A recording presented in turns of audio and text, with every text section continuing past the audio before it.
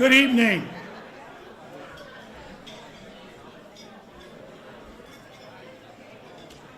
We'd like to get started with our outstanding evening that we have planned. Please bear with me tonight. My name is Jim Harrington. I am the president of the Eldon Sports Hall of Fame. I welcome each and every one of you here tonight, and this should be a fantastic night. This is our 42nd induction banquet. This is the first time ever that we are Zooming, video streaming our broadcast. There's a green piece of paper on your table if you wanted to hook it up with somebody at home so they can stream this live. We had an outstanding job by Ben Erickson. He's in the back. Ben, please wave. He's the man behind the scenes that's put this whole thing together tonight so we could have it video streamed to everybody that's not here. Without further ado, I would like to introduce Ron Lang, who is our past president of the Elgin Sports Hall of Fame. Thank you.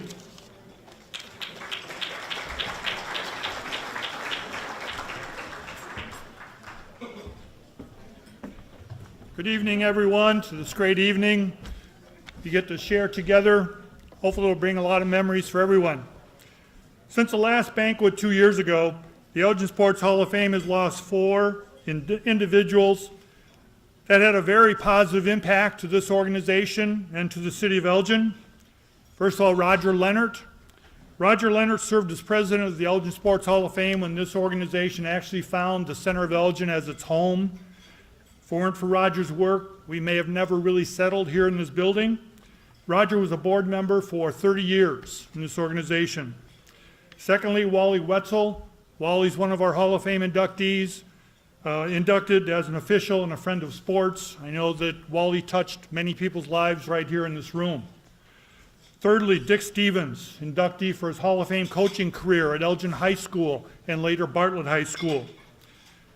Recently, Ray Haley, Hall of Fame inductee for his career as football coach and athletic director at Larkin High School. Ray was one of the founding members of this organization some 42 years ago. At this time, I'd like to ask we please bow our heads, take time to remember these outstanding individuals, and also give thanks for this wonderful evening that we are all blessed to share together.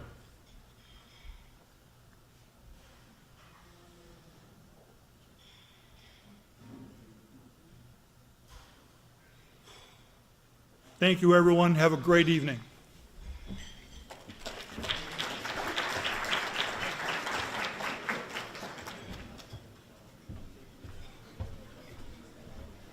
I'm sure everybody is hungry. We are going to get started. I'm the lucky one to send off the first 4 tables, and then our captain will take over. A lady, raise your hand. She will dismiss your table from after I do the first 4. So tables 1, 2, 3, and 4. Please get started at the buffet line out in the hallway. Plates will be out there.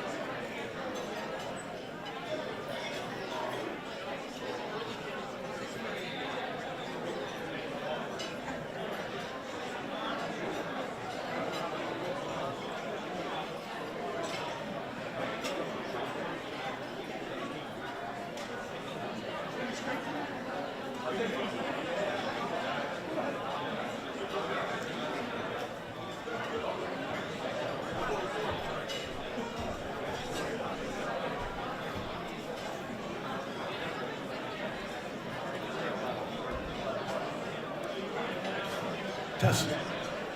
Anybody that would like to go back for seconds after you finish your first plate, there's plenty of food back there for anybody who wants to go back for seconds. Please help yourself.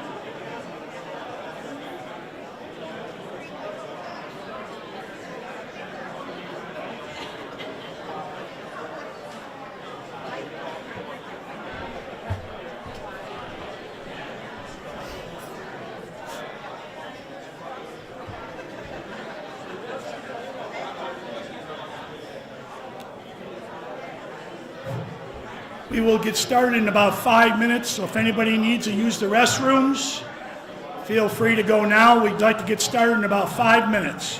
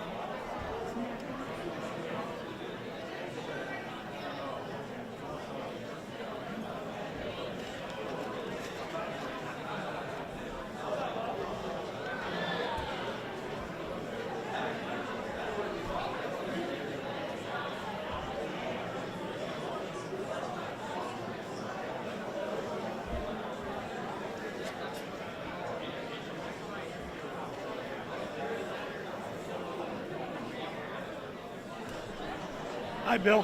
How are you? Thanks for coming. Yeah. How's it going? He's good. Good. All right. How you doing? Okay, fine. We had one of our agents went down to the courts. He's not here. He's a person. Yeah, I saw it. And he calls me 9 o'clock this morning and says, "Take the COVID test." So, Nowadays. No, it's great. thanks for everything. Yeah, no problem. Appreciate it. Thank you.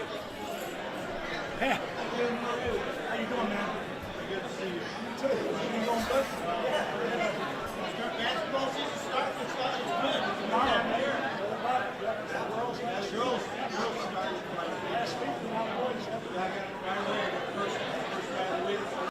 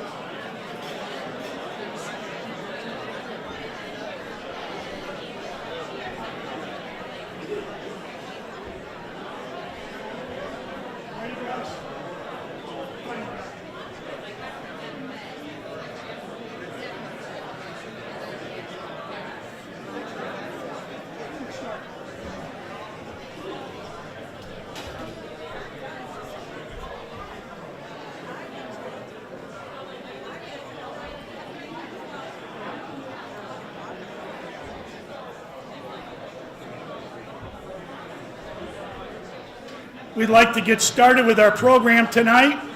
We appreciate everybody that's here to enjoy this evening. I'd like to introduce the Vice President of the Eldon Sports Hall of Fame, Mr. Scott Mason, to do our business meeting.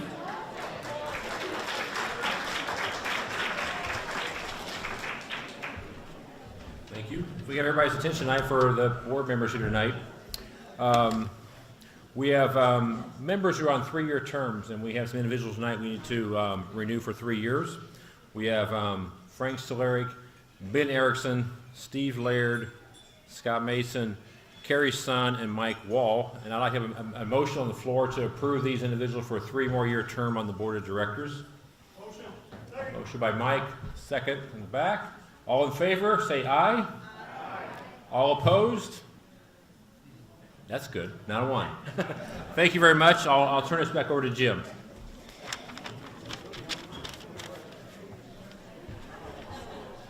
Normally, that's not how long our meetings are, but tonight that's the way it is. So we appreciate everybody's patience. We had to get through with that. I'd like at this time, this is the first time we've had catering made simple for our banquet. And I would like Greg Chantalucci, who's in the background, and Odea, please step forward and show them a little round of applause for the job tonight.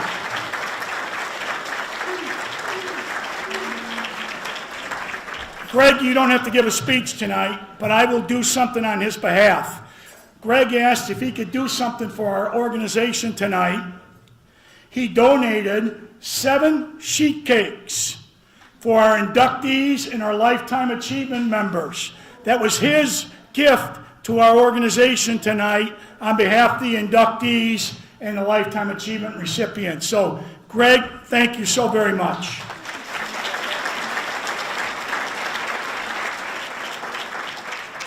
If you need his business card, he'll have a few in the back for you if you need any type of catering function. Before we get started, Pat Barnhart, would you stand up for a minute? If anybody is having difficulty reading the program, the print's too small, don't be embarrassed, raise your hand. Pat will walk around and give you a bigger copy with bigger spelling. We have about 20 copies for anybody that needs them. If you didn't bring your cheaters tonight or you're having trouble reading it, raise your hand and Pat will give you a bigger copy.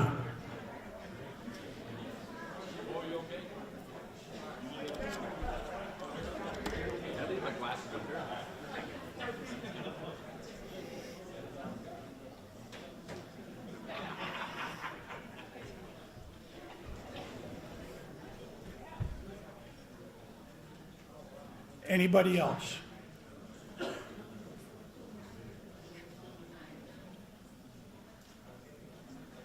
Okay, normally in a year of our banquet, we invite the scholarship recipients and the outstanding achievement recipients to this banquet.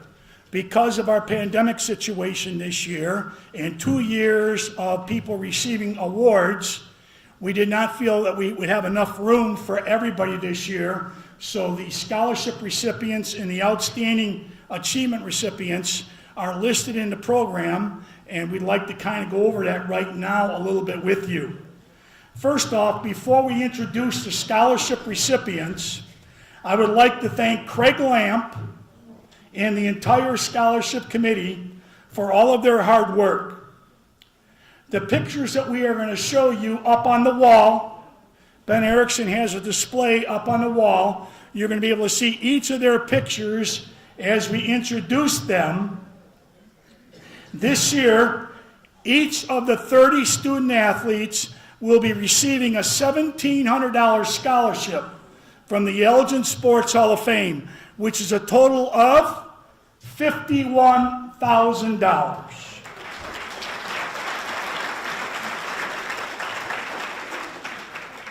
Each of these student athletes either goes to a school in Elgin or a school outside of Elgin, but has an Elgin mailing address. They are picked by their athletic administration or overall administration at their school. We're going to go through them now in school order, and we'll mention their names, and you'll be able to see their picture up on the wall. From Burlington Central High School, Mark Ganziano, Ilana Wells. Elgin Academy High School, Reese Zantz. Elgin High School, Natalie Gonzalez. Darian Jackson. Delphina, please stand. Delphina Jorgensen, she's here tonight. Please stand and be recognized. Jeffrey Lomax. And Noah Mack, and his parents are here tonight. If they would please stand. Noah Mack's parents and be recognized. Sabrina Moscow. Harvest Christian Academy High School. Hayden Colclaser. Daniel Doby. Matthew Olek. Alexandra Shepard. Larkin High School, Trace Bowley. Elizabeth Bowman. Kathy Garcia. Adam Malloy. Trevor Madison. And Katie Turner. St. Edward Central Catholic High School, Mia Castro. Arian Franco. Thomas McQueenie. Liam Pomeroy. Joe Sacco. Grace Vitek. South Elgin High School, Abigail Thornton. Westminster Christian High School, Elijah Hoon. Laura Martinez. Elgin Community College, Drew Kahn. Anayeli Perez. Though each of those 30 recipients will receive a $1,700 scholarship from our organization this year. Outstanding achievement. Before we get started with that, I would like to thank Ben Erickson. Please stand, Ben, he's in the back. And Dr. Nick Bumbalis, please stand, be recognized for all of your hard work and effort that you put in to get this off the ground this year. This was a difficult year with everything going on to try to find everything out.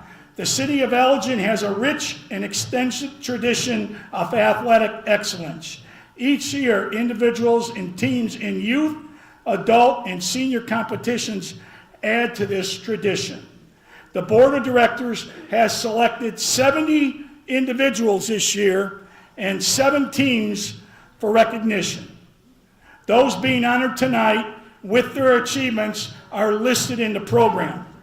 Obviously, I am not going to read through every one of those to you tonight, but please go through your program sometime in the near future and take a look at the amazing accomplishments that people in this area did this past year. Thank you for that.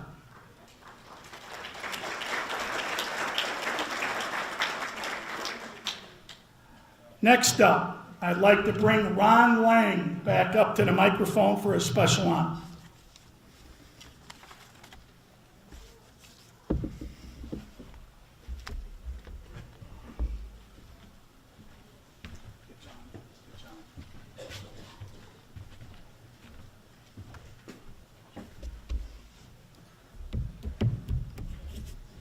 In the history of the Elgin Sports Hall of Fame Foundation, we have given out this following award.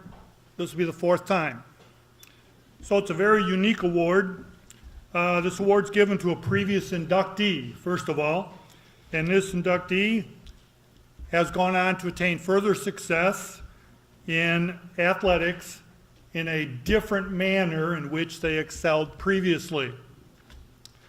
The 2021 Lifetime Achievement recipient, Corrine Grotenhues, was inducted by the Elgin Sports Hall of Fame in 2016 as a weightlifter.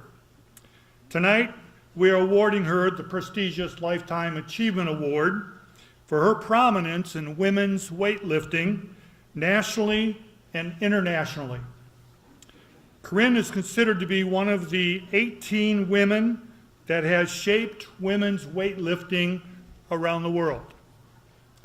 She's a Category 1 ranked referee, the highest international title, and she was selected to judge women's weightlifting at this summer's 2021 Olympic Games in Japan.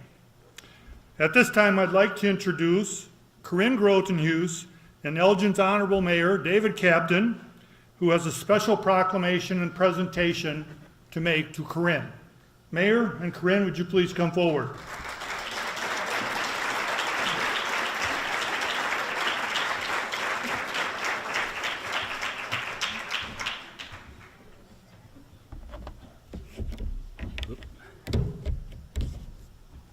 Thank you, Mr. Lang. You know, this is a very special honor. Only 4 times for this organization, and this honor is only given away about 3 times a year in the entire city of Elgin. And it's very special for me to be able to do this for Corrine Grotenhues.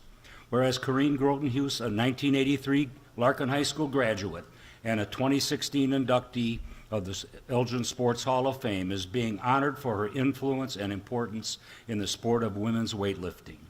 And whereas she is one of the 18 most influential women in the world who have shaped women's weightlifting and helped move it forward in Olympic competition, served as a judge for women's weightlifting in 2021 Olympic Games in Japan, continues to serve in numerous positions and on several committees for USA weightlifting. And whereas Corrine has served as a referee judge for women's weightlifting for 30 years and has earned the Category 1 ranking as a referee, the highest international title. She has officiated at Masters World Championships since 2011 and past 4 World Championships. And whereas in 2018, Corrine was awarded the prestigious Maybelle Rader Award for outstanding contributions to women's weightlifting, and whereas Corrine, a 10-time Master World Champion weightlifter, was inducted to the IWF Master World Hall of Fame in 2013, has set numerous records in the snatch lift, the clean and jerk, and total lift for different age groups in women's weightlifting, has won the Grand Slam in women's weightlifting by taking titles in the Nationals, World Championships, Pan American, and Master American competitions, has been named Best Lifter for her age and weight group multiple times at the Pan American Games, during which she set 3 records, and she has set numerous records at the Arnold Classic, Master Nationals, and the Senior Nationals. Now, therefore, I, David Captain, Mayor of the City of Elgin, Illinois, do hereby proclaim November 7th, 2021 as Corrine Grotenhues Day in the City of Elgin in honor of her lifetime achievements in the sports of women's weightlifting. Congratulations.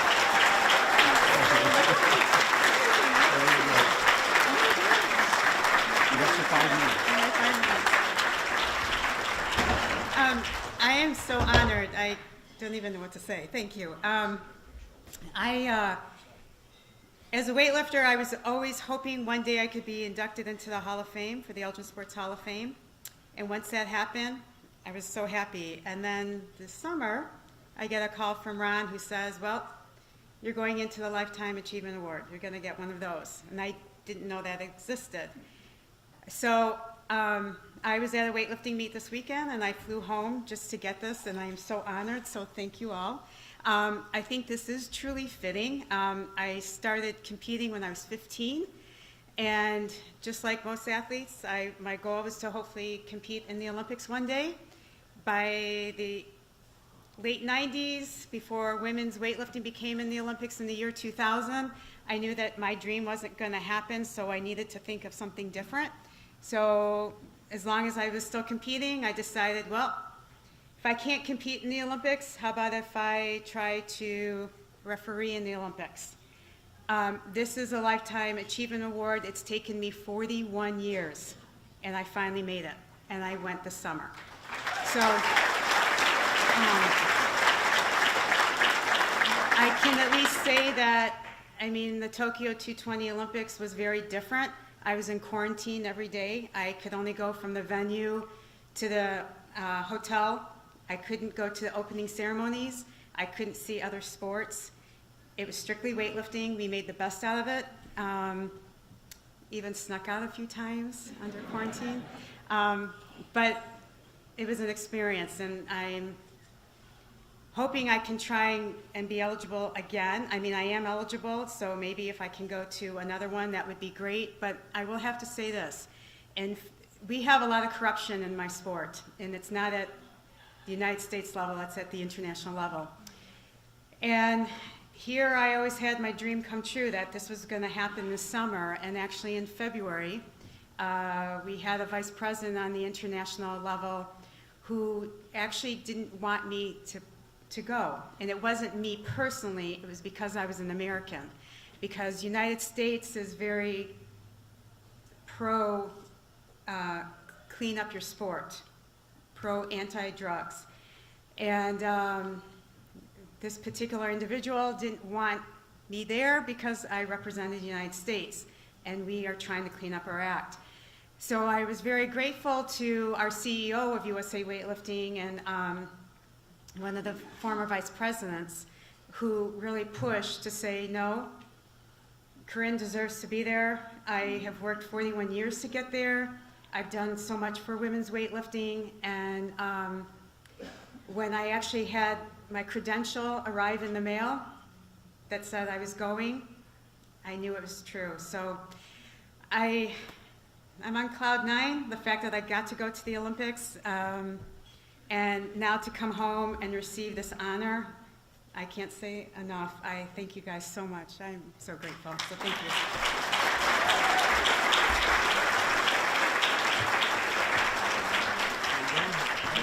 Receiving the award from the Hall of Fame. Oh my God, this is beautiful. Congratulations. Thank you. If you would do mayor, we'll go over this way.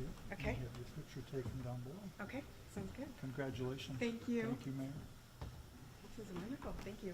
You're welcome. Thank you.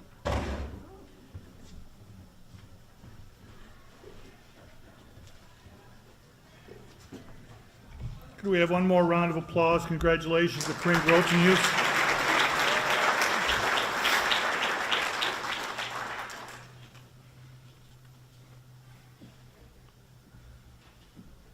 The Vic Massey Service Award honors Vic Massey, who epitomized service in the community. The Elgin Sports Hall of Fame Foundation emphasizes volunteerism in the area of athletics in the city of Elgin and/or its schools, or service to the Elgin Sports Hall of Fame Foundation when considering and selecting its recipients. The Board of Directors would like to recognize those past recipients of the Victor Massey Award who were in attendance. Please stand up when I call your name. Ken Barnhart, Daryl Carter, Ron and Kathy Lang, Frank Solaric, and Dave St. John. These are past recipients of the Victor Massey Award.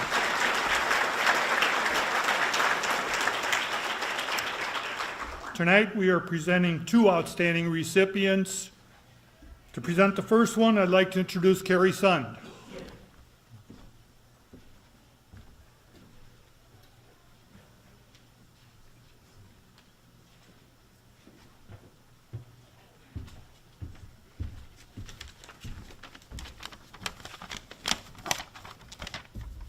Good evening. I've had the privilege to know this year's 2020 recipient, Mark Scharf, for the past 50 years. I also know that many of you out here that know Mark would love to be in my position right now and be able to tell some of those long tales and legendary situations Mark's been in. But I'm here to really talk about his recognition of Mark's service to the athletes in Elgin and athletes around the state, as well as the community of Elgin. When you talk about Vic Massey Award, it's about working behind the scenes. And Mark started off at Larkin High School as a manager of both basketball and football. I believe that managers are probably one of the most important characters on a team and one of the most forgotten and unnoticed one. When you talk about Mark just didn't serve athletes, Mark went down to Southern Illinois University where he was an SIU trainer for both men and women's sports.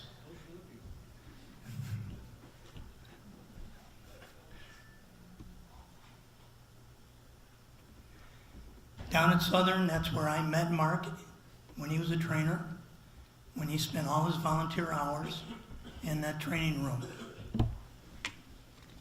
Like Vic Massey, many people didn't realize Mark also worked in radio and television.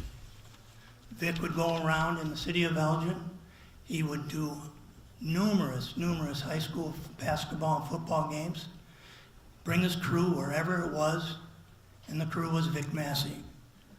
When Mark was at Southern, he would work on the radio and television, and he would interview local athletes from this area, including myself, and talk to us on TV about where we came from and what our goals were. From there, Mark also, during the summer, worked for the St. Louis Cardinals baseball team. He would work with their minor league system in Florida, and they won a championship. When he came back to city of Elgin, he was hired or volunteered at St. Edward High School. He worked there for 6 years. While he was at St. Edward High School as a trainer, he was one of only 2 people that I know of that were trainers in the northern part of the state. Having a trainer in the high school at that time was unheard of. In 1978, Streamwood High School had its first varsity basketball game. I was the assistant coach. Tom Yor was the head coach. We played at St. Ed's Thanksgiving tournament. Mark was there taping anybody's ankles that needed it, whether it was on St. Ed's team or anybody's team that was there. Tom Yor looked at me and said, "Who is that guy, and why can't we have a trainer? And I want him." Well, I just smiled at Tom and said, "Okay." That year, Mark came over to Streamwood High School. When I was the head varsity basketball coach at Streamwood High School, Mark was a scout for me. He kept the scorebook for every game and was an assistant coach. He would sit on the bench with me. He would tell me when, as an official, he would tell me what was right or wrong and argue with the officials. He would give me the words to say, and I would go and do the dirty work. Mark would sit there with a smile, arms wrapped around his shoulders, sitting there enjoying every minute of it as I got the technicals. After he left Streamwood High School, he went and worked for a childhood friend of his, Hall of Famer from Elgin, Lee Turk. And during the 9 years he was at Elgin High School, he again was a scout and an assistant coach. And as assistant coach, he was on the team in 1995-96 girls basketball team that took second place. It was a great accomplishment. What people don't realize is Mark also was a baseball scout for the Cincinnati Reds. He would travel and watch Illinois baseball. He would watch people like Jason Richardson. He would go and see other people in the whole northern area, as well as all the Elgin players, write up reports and send it to the Cincinnati Reds for possible drafts. He did that up until just a few years ago, and no one even knew that was happening. His tenure at the Hall of Fame is a whole nother story. He has served 17 years as a board member at the Hall of Fame. He was vice president in 2007 to 2009. He was president in 2010 to 2012. He also had many, many different committees that he's helped make events like this happen. To sum it up, Mark in his lifetime has been a manager, a trainer, a scout, a coach, and a leader in this Hall of Fame, focusing on the community of Elgin and to the athletes that surround it. As a friend 50 years, who has benefited from his knowledge of sports, his help in safety and athletics, his coaching, it is my pleasure to introduce Mark Scharf.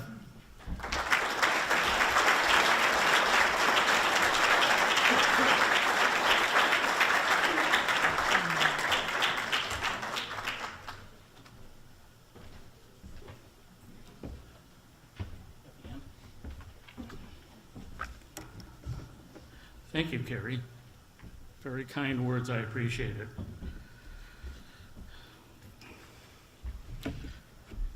Good evening.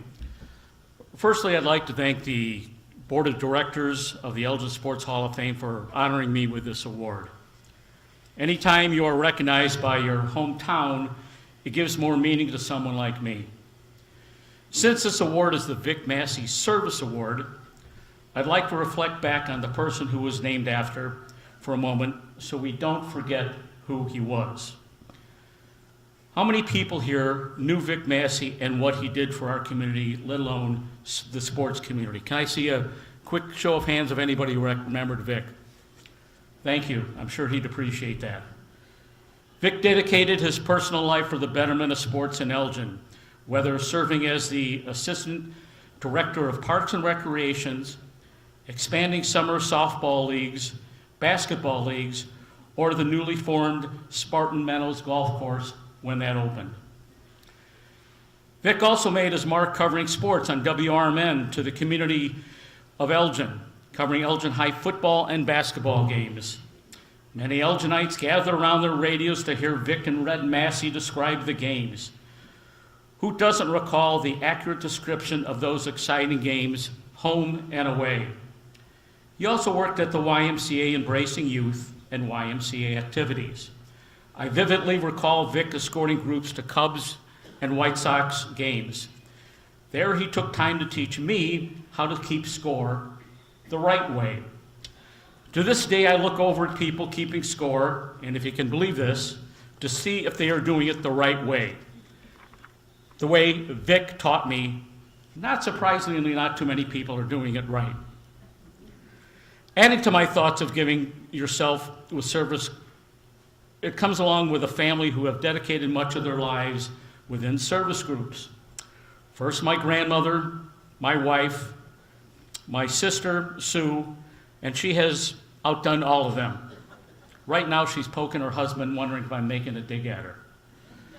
But a person I want to reflect on is one who hardly anyone knows, but did nothing but give of herself in her own way.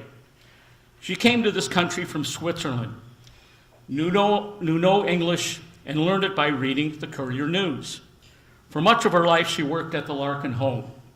She also helped my family with many domestic duties, as well as babysitting for my sister and myself. She used to make by hand over 100 pairs of mittens for all the children at the Larkin home, protecting them each winter. One of the things she did with me while she was in our home was asking me to try on a pair of mittens with the excuse, "There's a boy just your size, I want to make it right." I took the bait every time.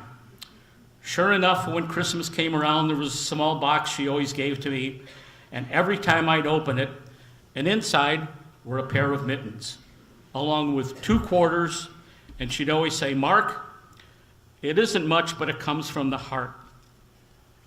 It isn't much, but it comes from the heart, something I always remembered. My fortunate path to sports involved a lot of luck and coincidence. I never made a basket, never scored a touchdown, never got a hit, but I sure wanted to. Truth be told, I'm jealous of each and every one of you who were given the ability to accomplish that. To hear the roar of the crowd, for you it must have been an awesome feeling. I fell in love with sports by attending Elgin High basketball games. There was nothing better to stand in line in the cold weather to get the first tickets to run in and sit in the balcony, rushing to get that first row corner seat.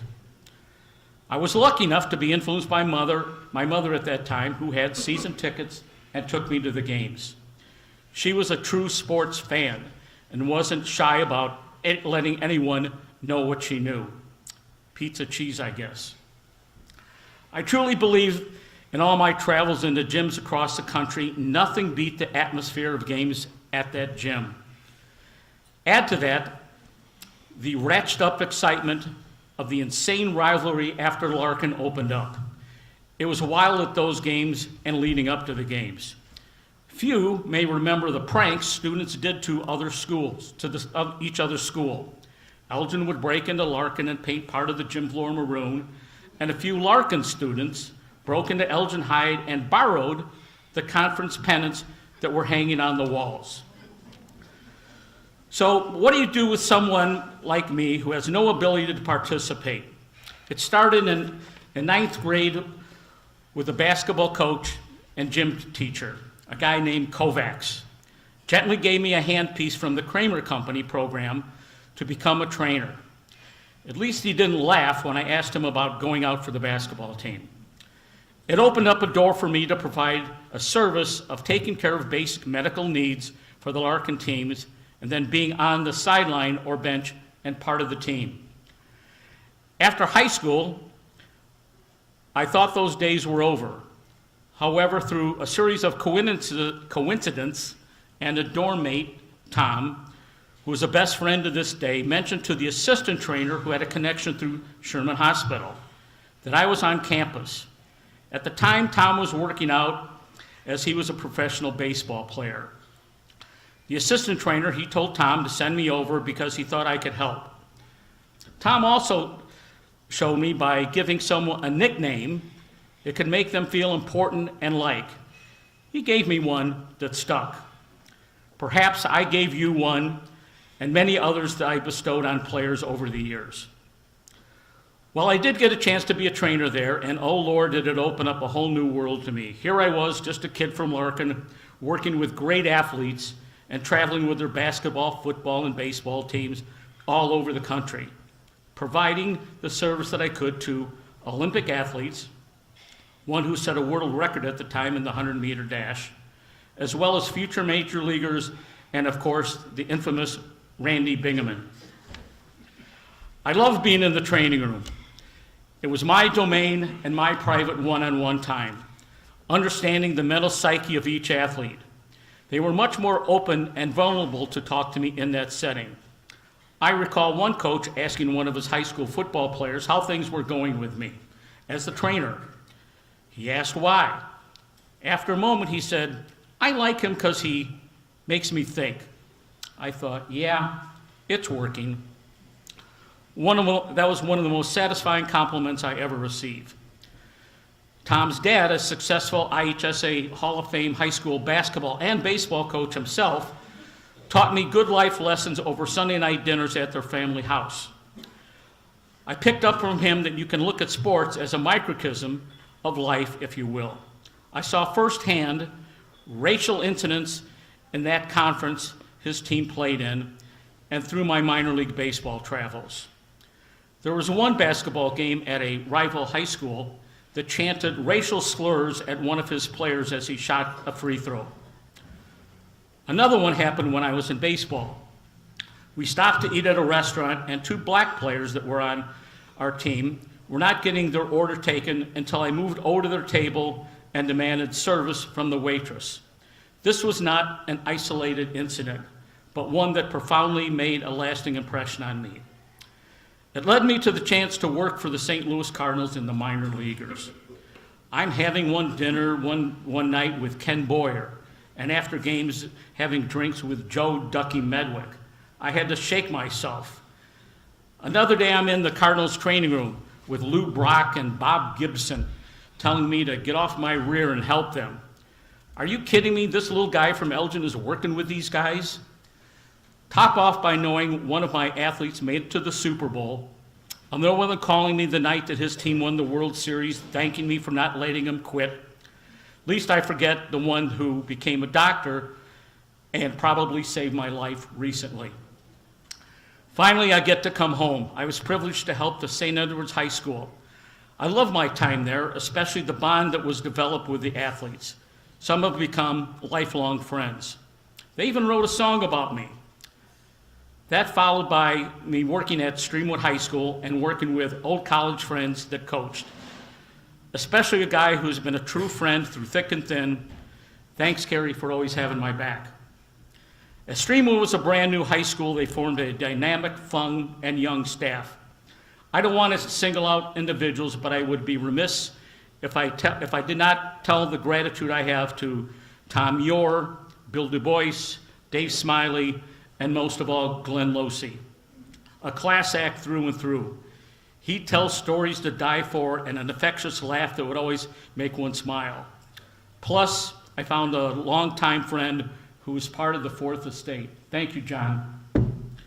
To top it off, the Elgin girls. Who know I'd fall in love with helping my lifelong friend, Lee Turek, who trusted me with the finest group of ladies he ever had. Yes, I've had a wonderful life in sports without my mother, who always encouraged me to find my place in the game. My wife, Liz, who allowed me to be me. And yes, folks, I outkicked my coverage getting her. Plus, she gave me a beautiful daughter, Katie, her great husband, Kevin, and now the joy of my pal, Johnny. What more can I ask for? All I can say to you is I'm able to provide my skills and service to me along the way. I hope you enjoyed it, the 2 quarters, and I hope the mittens fit. Thank you.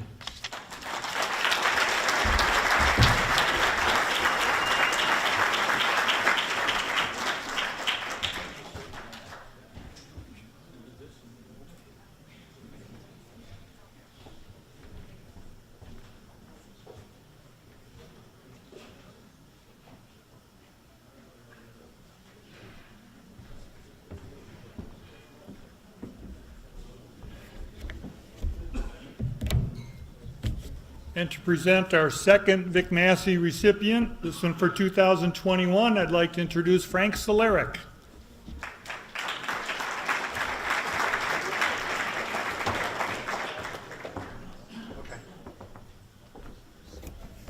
Thank you, Ron, I appreciate that. Unbeknownst to most of you, I didn't have a 50-year relationship with Patrick here. 91 minutes? Whatever amount that time it was, okay? We can go from there. Most of you may not have ever heard of, or if you did, you didn't recognize it as the Elgin Youth Football League. Eons ago, right, Pat? And that eventually evolved into, or morphed into, the Pop Warner Youth Football Program. Well, this is the gentleman who brought it into being and is the grandfather of the Pop Warner football program here in the Elgin area. Why? And what did Pop Warner do? Well, let's put it this way. If Pat stood up here with me, we wouldn't be on the same team, because it basically put together kids of the same age and the same weight, so that a 6'6" guy who weighs 200 and some pounds wasn't going to play against a 5'8" kid that only weighed 140. So basically, you heard the term lightweights, heavyweights. It's really about what Pop Warner did. But it brought forth the ability for kids to come in and play youth football. And doing all that, you probably heard the term or the field, Ducky Drake. This is a gentleman who not only inspired the field, but also went through and handled the renovation of the old, what was it, locker room? Locker room into a concession stand. So that when you have football games there all day long, you know, you don't fall down because of thirst or hunger. And on top of all that, he raised funds for equipment, helmets, chest protectors and vests, and brought into being what is called the Little Scholars Program. Okay, the Little Scholars Program melded athletics with academics through Pop Warner. Because by that time, Patrick was also enabled to bring into the world, the Pop Warner world, the world of cheers, cheerleading. Didn't exist before that in the Pop Warner League. So since the mid-70s, Mr. Patrick over here, been instrumental with Pop Warner, handling all those taken care of, and has done one heck of a job in serving his community and the youth of Elgin football. I present to you the Vic Massey Award recipient, Mr. Patrick Sharp. Thanks, Frank. Very good. You can hold that. I'm going to give you a clap when you get done. Okay.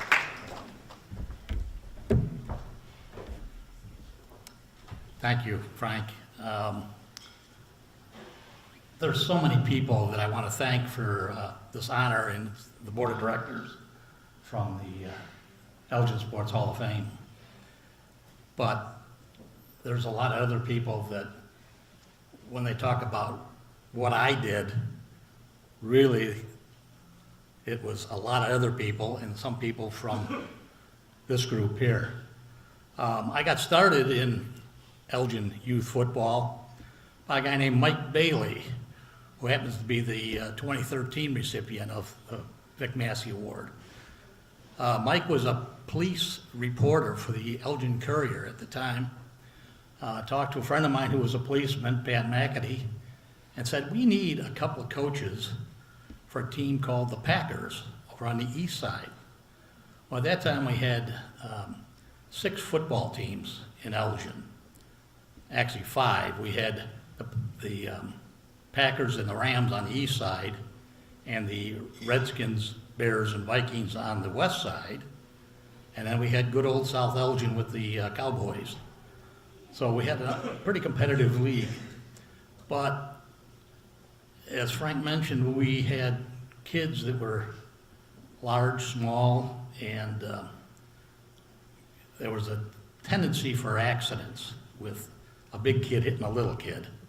So by bringing in the Pop Warner program, we averaged out those weights. We put the 2 small kids against the small kid, the large kids against the large kids, and the heavyweights and the lightweights. This was the first part of what Pop Warner was all about. Pop Warner is also has what they call the Little Scholars Program. And it was to bring academics and get the smartest cheerleader, the smartest football player, not necessarily the best, but to honor them also. For those of you that don't know, Pop Warner, the directors of Pop Warner are the owners of, right now, the 32 NFL teams. So all the owners meet yearly in Philadelphia and sponsor a banquet much like this, but they bring in 50 girls and 50 boys from all 50 states and honor them with a banquet. So this is what I tried to bring, that kind of influence into Elgin so we could professionalize it a little bit. The story of the Ducky Drake Field, it gets a little more interesting. There was a guy named Bill Farley. Bill's a member of this group. I don't know if he's here tonight. But Bill was finance director of U46, and they owned the locker rooms down at Drake Field. So I had an idea that we needed a concession stand, not so much to feed everybody, but to make some money to buy equipment we needed. So I got Bill from U46 together with the mayor's office at that time, Dick Verbeek, Leo Nelson, and my good friend Marie Yearman, who was a council member. And we put together a program where they could transfer the building from U46 over to the city and Parks Department, and it cost us $1. So for $1, we made out pretty well. And then after that, thank you, city, the city of Elgin then put a new roof on the building for us. But there were people that helped out, and one of our main people that did all the work inside of the concession stand was a fellow named Tony Kazukowski. And Tony has 2 sons, Anton and Jimmy, who are also members of the Elgin Hall of Fame. And they came and kicked in and did a lot of work for the concession stand. So it wasn't myself, but there were a lot of people that I have to say thank you to that made all of this possible so that the future kids could have a program. So again, I want to thank everyone for honoring me. I was elected into the Semi-Pro Football Hall of Fame in 2005 for similar type things, volunteering. And I have to say thank you also to my lovely wife, Susan, who's here tonight, for allowing me all that time to volunteer, to do all these things, to get all this done for the city of Elgin. Thank you again.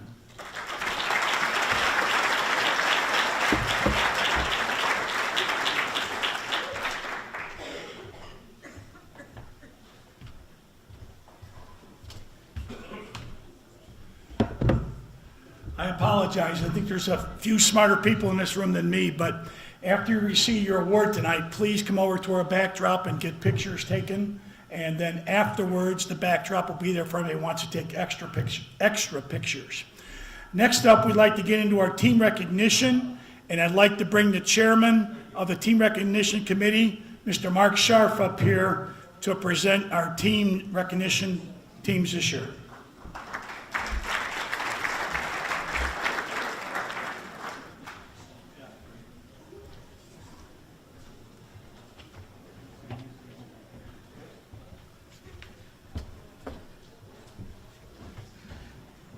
Hello again.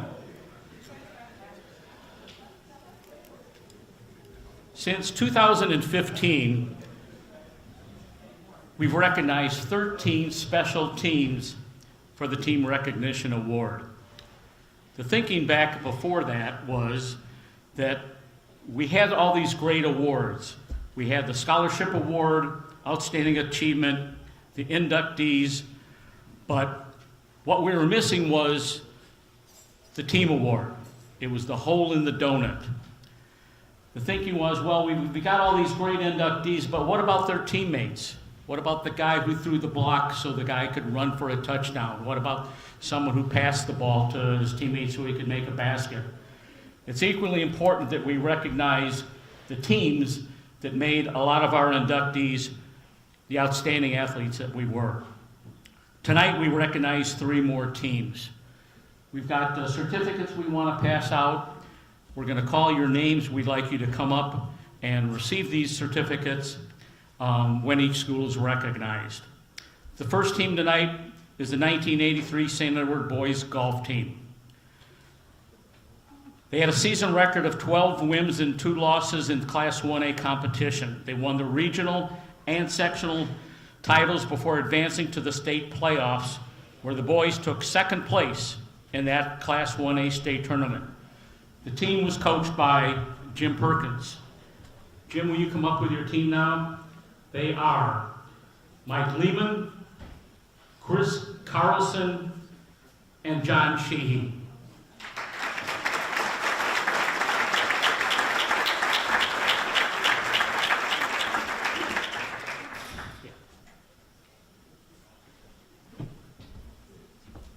You join us up here in front of the stage, please. And John, I believe you're going to speak on behalf of your team. Oh, Mike is. I'm sorry, Mike Lehman. We kept drawing names out here. Okay. There you go, Mike. Thank you.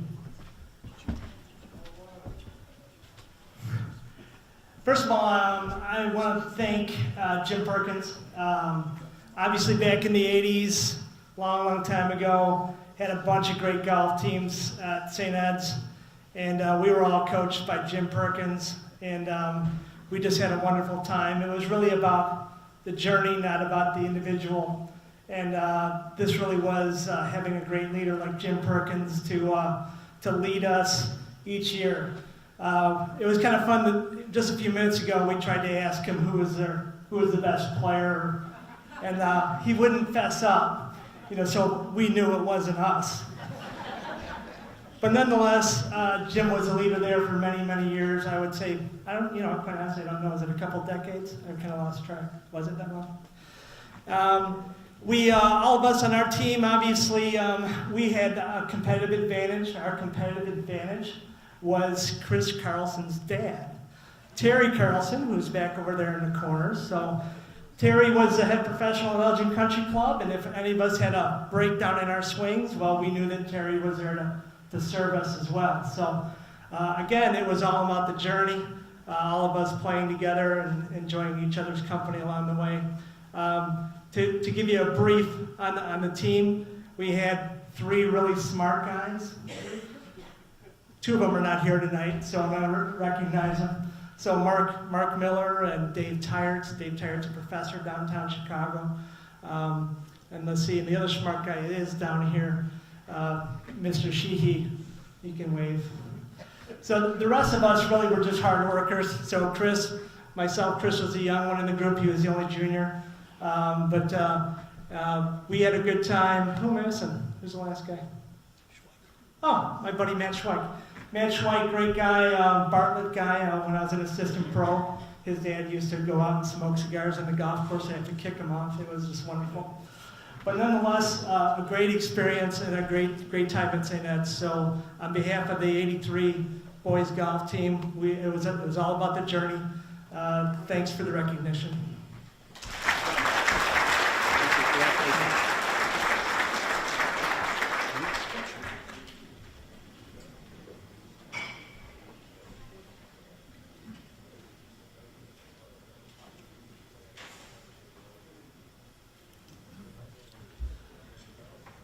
Our second team tonight, quite a special team, I think. The 1939 Elgin High lightweight football team. They were undefeated, unscored upon of the Big 7 Conference lightweight division. The team was 9-0 for the season and outscored opponents, as you can read there, 173 points to 0. Incredible. That's a defense that did not allow a single point. The team was coached by Elgin High Sports Hall of Fame inductee. People here tonight, family members, to honor their loved ones, is Matt Clark, representing Robert Bob Snyder. If you'd all come up to the podium, please. Dina Vaughn and her son Kevin for Jack Snellgrove. Also, Deanna and Kevin are here for her father, Don Wilshire, and Lisa Blazer Eby for her father, Webster Blazer. If you'd all come up, please.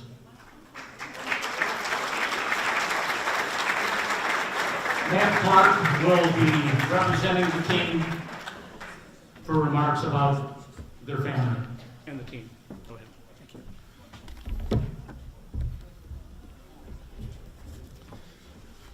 Thank you, Mark.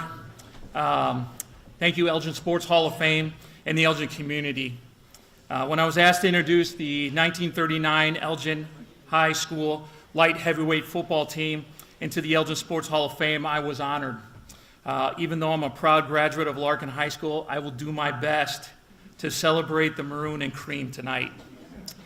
I remember as a boy my grandfather, Bob Snyder, telling me about his senior year of high school playing with his friends on that 1939 Elgin High School light heavyweight football team. He told me the team practiced all summer at Elgin High School field, now Drake Field, without coaches but as players who loved the game and wanted to be with their friends. He told me how special this team was, and I want to share that with you tonight.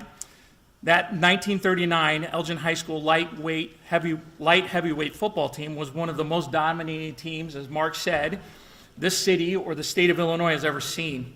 They went undefeated during that magical season, 9-0, winning the Big Seven Conference. And the most remarkable feat of this team is they never were scored upon. This team outscored the opponents 173-0. An accomplishment unheard of for any level of football, from Pop Warner to the NFL in any decade.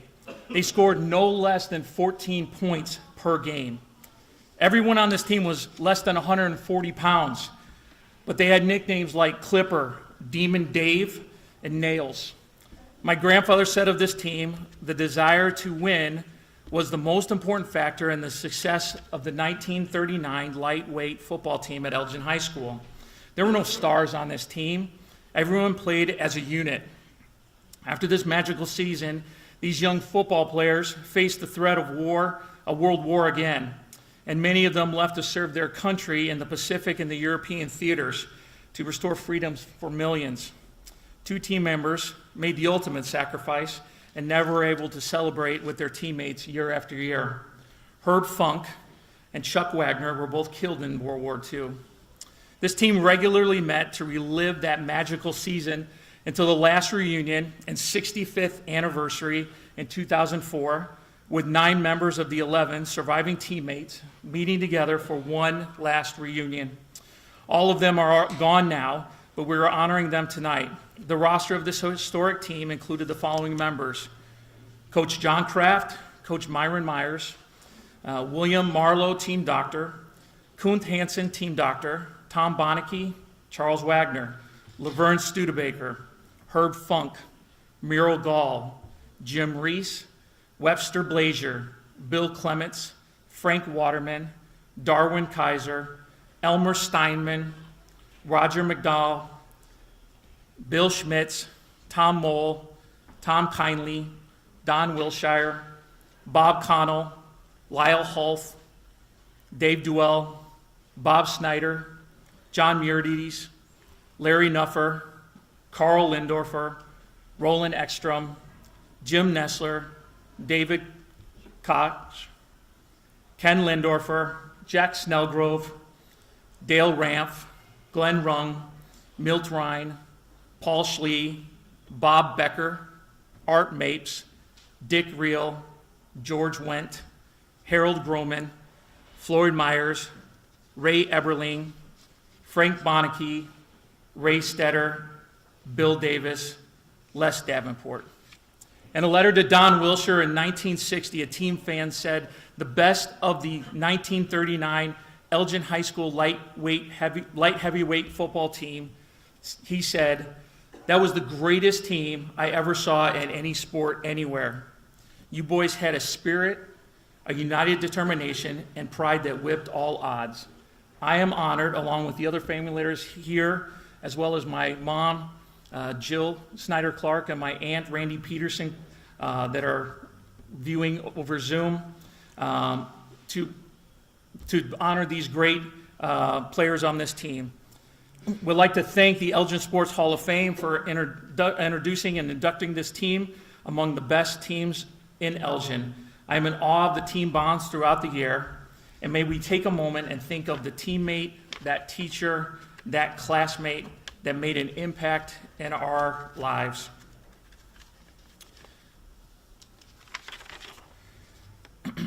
On behalf of the 1939 Elgin school lightweight heavy football team members, we thank you all for this wonderful honor. Thank you. Nice job. Thank you very much. Thank you.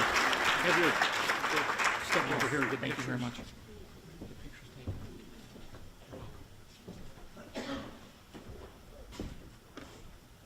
The beauty of listening to that names being called of people in here were a lifelong resident like I was.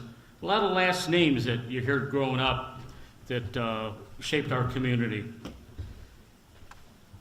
The final team tonight that we're going to 1973 Elgin High girls bowling team.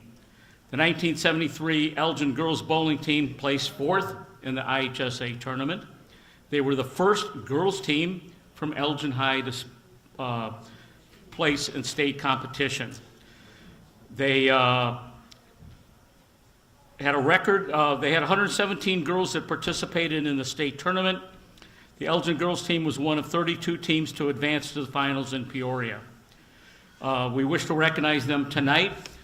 These members who are currently with us are Karen Moose, Carrie Hossman, and Maureen Kapler. If you come up to the front, please.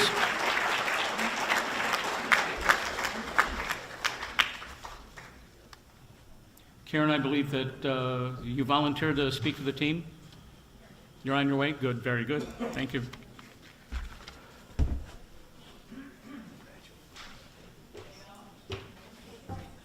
You're welcome.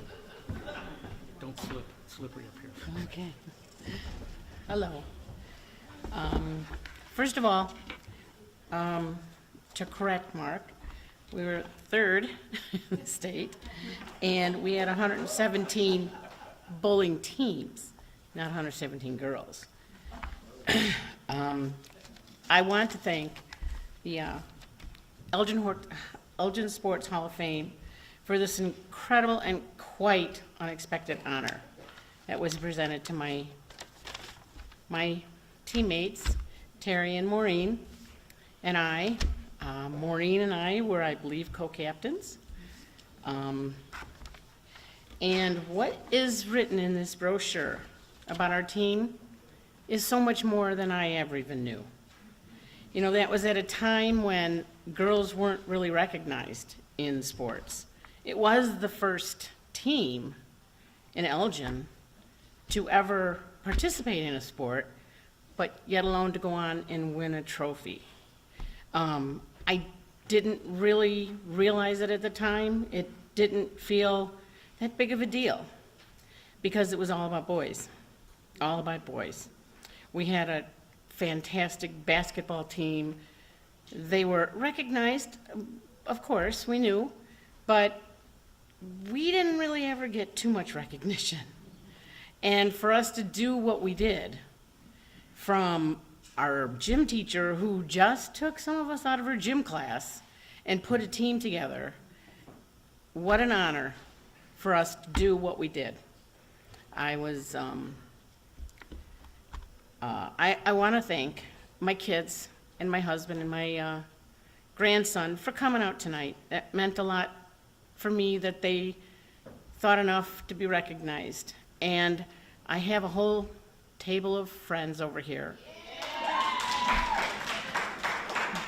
who my daughter's friends with another inductee, Jason Richardson, but I thank them for their support. I love them like they're my own kids. And I think that's all I wanted to say. So thank you again so much for this incredible honor. Thank you so much. Very good. Sorry about the mistake. Go ahead, the ladies, and get your picture taken. It's okay, it gave me something else to say. Good, I'm glad you did. Come on, girls.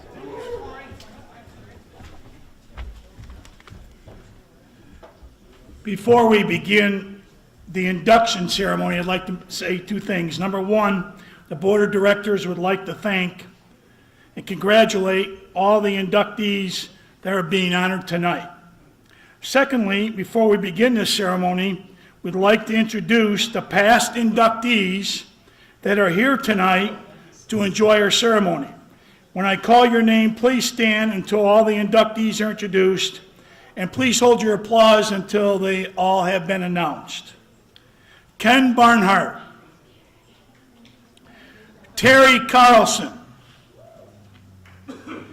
Corrine Grotenhues, Jennifer Haley,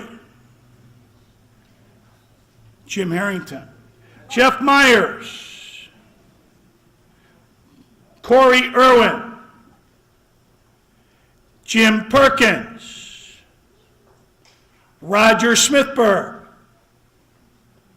Dave St. John, Gus Vaughn, and vote. Congratulations to all of our past inductees that are here tonight.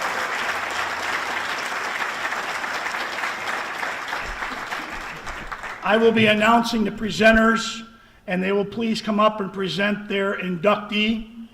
And remember to get your picture taken over by the backdrop where Bruce is at. First up, Steve Childs.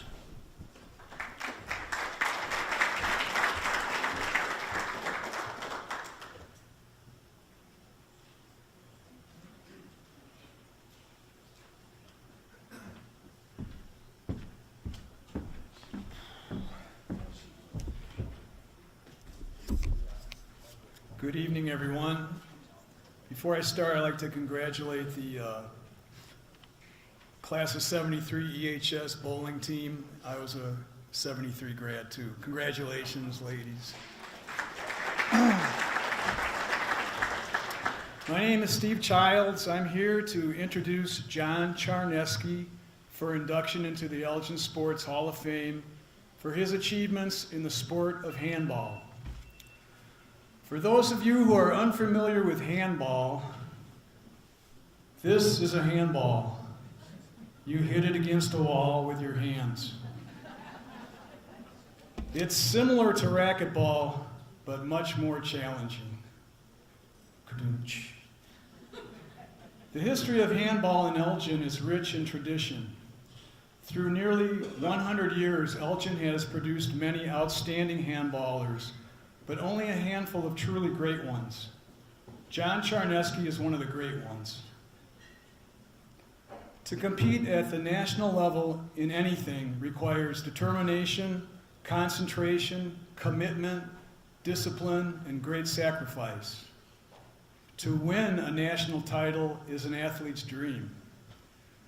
John not only competed at the national level, but he won 14 national handball titles, earning himself the rank of Grand Master from the United States Handball Association.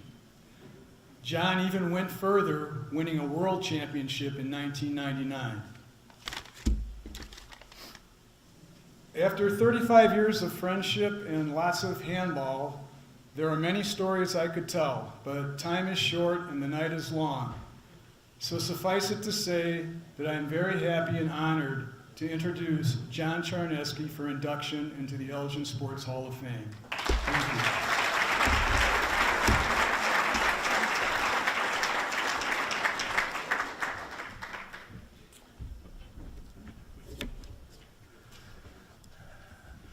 A few decades ago, I played 12-inch fastball in the Elgin League. And there was one player in the Elgin League that amazed me. Every time I watched him play, he would hit a ball that I have never seen even a pro player hit. It was on the line. Never a fly ball, but on the line. I'm the center fielder, and I knew right where he was hitting that ball, right to me. I didn't move a step. The ball came right to me so hard, it bounced out of my hand, and my first expression is, "What the?" And I'm not going to continue the word. And by the time I retrieved the ball, it was about 20 feet away. Now, keep in mind, he hit it that hard. And he's already in the third base, on the third base while I throw the ball in. Anyway, I move on. 3 dentists built a handball club in Bloomingdale, and they were handball players. And I played at that handball club, and my game improved. Oh yes, I want to backstep a minute. This baseball player, I was told, was the best handball player in the area. And I wanted to play him. And I'd set up matches with him, never beat him. I played him again, didn't beat him. Played him again, didn't beat him. And every time I'd go, he was playing basketball before he played me. And I watched him play for a few minutes. He was the best basketball player on the court. I couldn't believe it. Then we played, and like I said, he beat me for I don't know how many games. But I moved on, and I played, did I just say this? 3 dentists opened up a handball court in Bloomingdale, and they built 8 courts. And when I played there, we got in a Metro League, all of Chicago, and we would travel all over Chicago and play different teams. And the 10 players were on the team, but 5 would play on a night.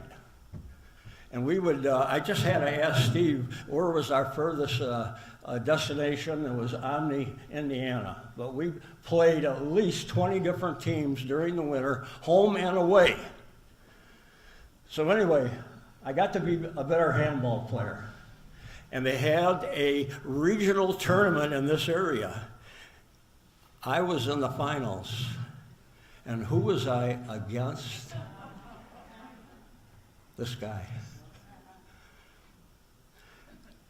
And if you played handball or racquetball, you would know that a game lasts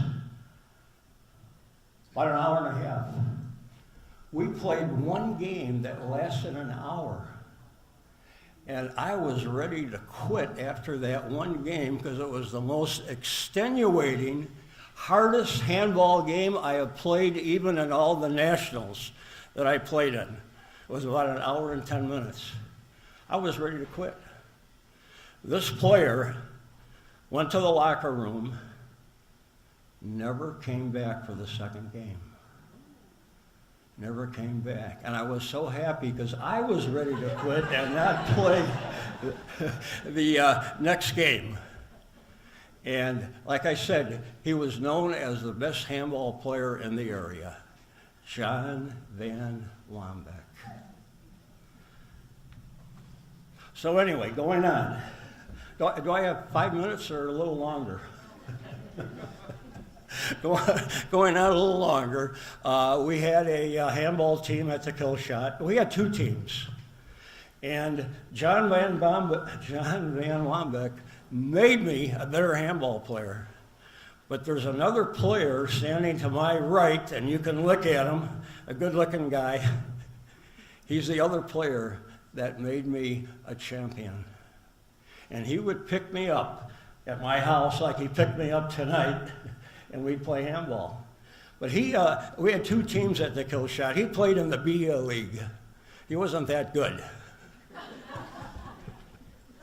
And I played on the A team. But guess what happened? He kept playing me, and like I wanted to beat John Van Wambeck, he wanted to beat me. And finally he did. So he came up from the B team to the A team, and I'll conclude with this comment. We were the champion team of all of Chicago that one year. And like I said, we had 10 players on the team, but 5 would play on the same night. It would be 2 doubles and 3 singles. And the doubles would be 12 points. Number 1 singles would be 9 points. Number 2 singles would be 7 points. Number 3 singles would be 5 points. And you don't have to put your best players 1 through 3, you could put them wherever you want. But on this particular night, we put Steve Childs in doubles. He became our best doubles player on the team. And he pushed me, like John Van Wambeck did, to become a top handball player. But anyway, to conclude, and what I remember, Steve and his partner won the doubles. Our number 1 player lost. Our number 2 player lost. And that meant if we were going to be league champions, I had to win. And here again, it was the second hardest match in my life. And I won in a tiebreaker. And we were the league champions for 20 teams in the Chicago area. So I am happy for Steve Childs, because if he wasn't the best player in the area, he was for sure the top 3. And I thought I was at one time, but that all changed when Steve came on our team and played. So thank you very much. I don't play handball anymore. I can't raise my right arm any higher than this, and my knees are shot. But I have a garden. I enjoy working in the garden. I have 6 peach trees, 3 apricot trees, 2 cherry trees, and a mulberry tree. And that's one of my activities. And the other activity is I am getting serious on learning the Bible.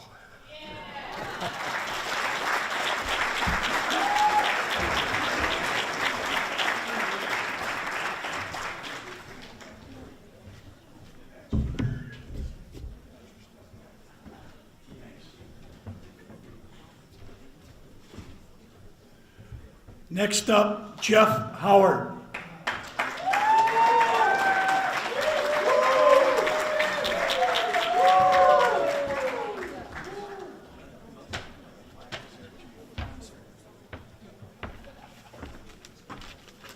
Wow, such anticipation. First of all, congratulations to all the teams and players that were elected tonight. Very impressive stats. So, I've been reminded by my wife multiple times in the last few weeks, the lovely and talented and former ECC standout Dee Howard, that this is not about me tonight, this is about Marcus. Not sure why she would tell me that. Apparently I have a knack for speaking a lot. Lots to say, 3 minutes. By the way, did a lot of people get letters from Jim Harrington that had in bold letters that you could only talk for 3 minutes, or is that just me? I don't know. Anyway, I'll try to do the best I can to keep it into the short time frame, especially when it's considering 2 of my favorite topics, basketball and Mac. We call him affectionately Mac for basically his entire life. I'm proud and honored that Mac asked me to present him tonight. We had quite a history together growing up. He basically had a ball in his hand as early as I can remember. He was destined to play based on the history of the family, both sides of us. The Mays Leach history here. He's a 4th generation player at Elgin, and the Howards played a little bit too. He took a real interest at an early age. One of the things I was always impressed with was at a very early age, he would literally sit and watch an entire game with me, 2 years old, and constantly asking questions, and then eventually wearing out the hoop in our yard. I truly enjoyed working with him. He was totally committed, and as a dad who played, I couldn't have been more proud, and it was music to my ears. He had that passion that a lot of people don't at that early of an age. I could feel that he was going to be destined to be good. The committee, and I'm sure specifically Jim and Doc, had a lot to do with putting together a great summarizing story of his accomplishments. As most of you know, I could go deeply into a lot of his lengthy stats, but I'll keep it to just one. He was a winner at all levels. One of the stats that I just thought of was about a week ago was during an 8-year period from junior high to college, his won-loss record was 176-44. To me, that's very impressive for somebody that didn't win too often. Winning was all that really mattered to him. I think I underestimated, because of his quiet demeanor, how competitive he really was. One thing I didn't underestimate, though, was his work ethic. He was constantly working on his game, something that I preached to him at a very early age, and have already started to with my grandson, Austin. Put in the work, and you're only going to get better. One of my favorite quotes was actually one of Jim's about Mac. He's one of the first ones in the gym and the last ones to leave every day. Early in his career, he was definitely more of an offensive player, but he became this lockdown defender starting his sophomore year in high school. By the way, I had nothing to do with that. If anybody that knows what I did offensively. His quickness, length, and athleticism allowed him to guard multiple positions. I could tell he accepted the challenges that his coaches believed he could fulfill. In my humble opinion, being an opponent, spectator, and coach at Elgin High in the last 3-4 decades, I feel he was one of the best two-way players to ever wear a maroon uniform. By the time he left Indiana State, his coach, the late, great Royce Waltman, called him the best defender he had ever coached, keeping in mind that Waltman was on Bobby Knight's staff for over a decade. He was also a student of the game, something that he took a lot of pride in, always asking questions, a coach on the floor. There's not too many of those type of players these days. One of them is sitting right here, and the other is the son of the president of this organization. We had countless talks about the game and game situations. I was always impressed that he wanted to be a complete player, but in a team concept. In closing, so many great athletes in this Hall of Fame with incredible stats, and I believe Mac is very deserving of this award. But if you asked his friends, if you asked my friends and his family, and certainly Dee and I, as good of a player as he was, he's an even better person. Marcus Hopper.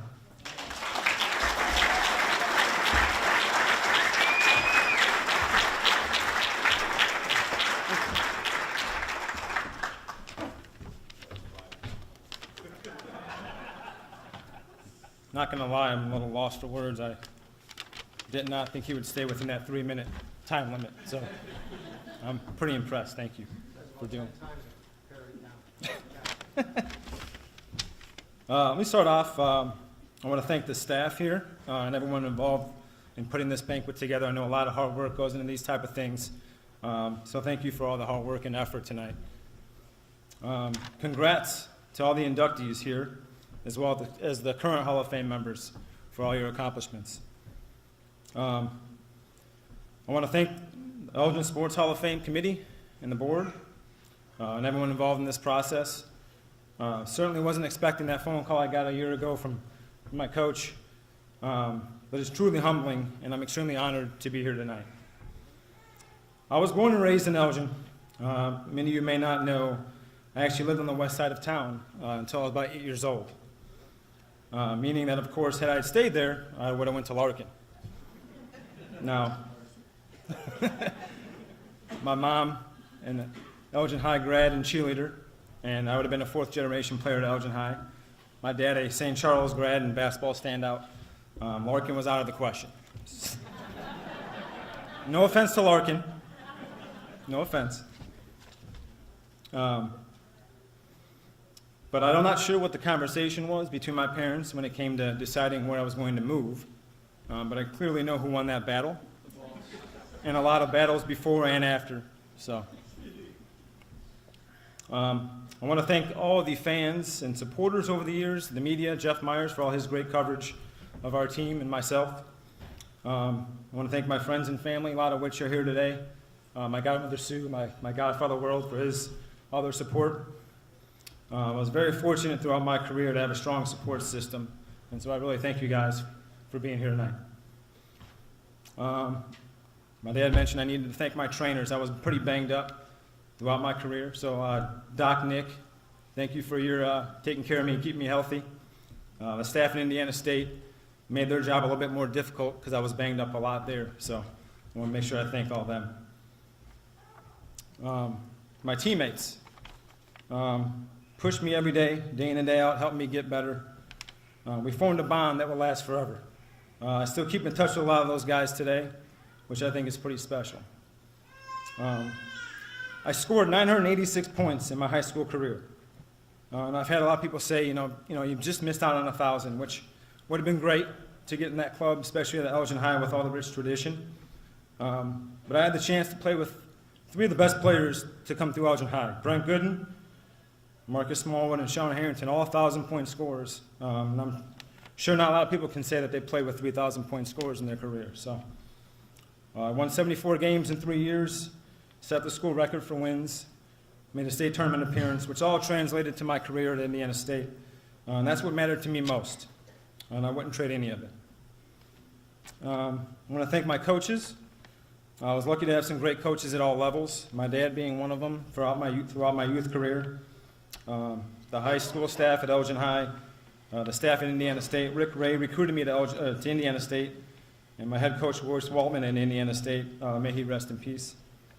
In particular, I want to thank Jim Harrington for all he did for me throughout my career. He was a mentor, someone who not only cared about how I played on the court, but the type of person I was off it. So thank you, Coach. I want to thank my parents, Dolores and Jeff Howard, my biggest supporters. I know there's a lot of sacrifice, a lot of trips, a lot of driving, practices, late nights. I'm going through that now with my kids, so I know I know what you guys went through all those years, so thank you guys. Like my dad mentioned, he put a ball in my hand at an early age, taught me a lot about the game, coached me. My mom was my probably biggest cheerleader, biggest supporter. I'm sure some of you guys heard her at the games, cheering for our team or yelling something at the referee. So thank you guys, I love you. Last but not least, my beautiful wife, Angela, and my kids, Gianna, Austin, and Chloe. Thank you guys for being here. I know you guys didn't get a chance to see me play. There are some YouTube videos if you want me to. They haven't asked me to pull those up. I'm kind of wondering why that is, but maybe they'll ask at some point. We can watch some games. Thank you guys for being here tonight. It means a lot. This is the second banquet for them in the last few months, so I know they're kind of asking me why we keep having to do this. So I swear this is it. This is the last one, I promise. Thank you guys. Last thing, I want to leave you guys with a quote I heard the other day that I really liked. You're obviously left with a lot of different things when you're done playing, injuries being one of them. My knees and back are pretty shot. But Joe Kim Noah said, when you're done playing, you're left with your memories and your friendships. And I definitely gained an abundance of both. Thank you.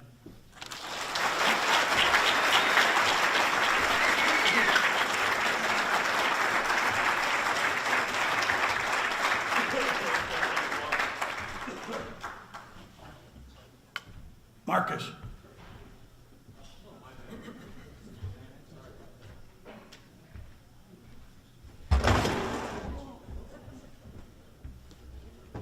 Sorry, Ben. Next up, Carrie's son.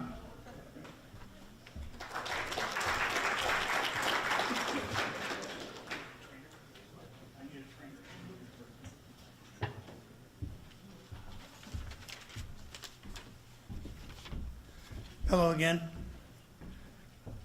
John Lobar, a 1953 graduate of Elgin High School, is inducted into the Elgin Hall of Fame for football. John was a three-sport athlete.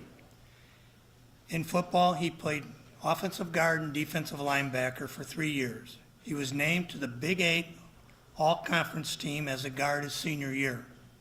In addition to football, he also lettered in wrestling and was a 300 hitter on the baseball team.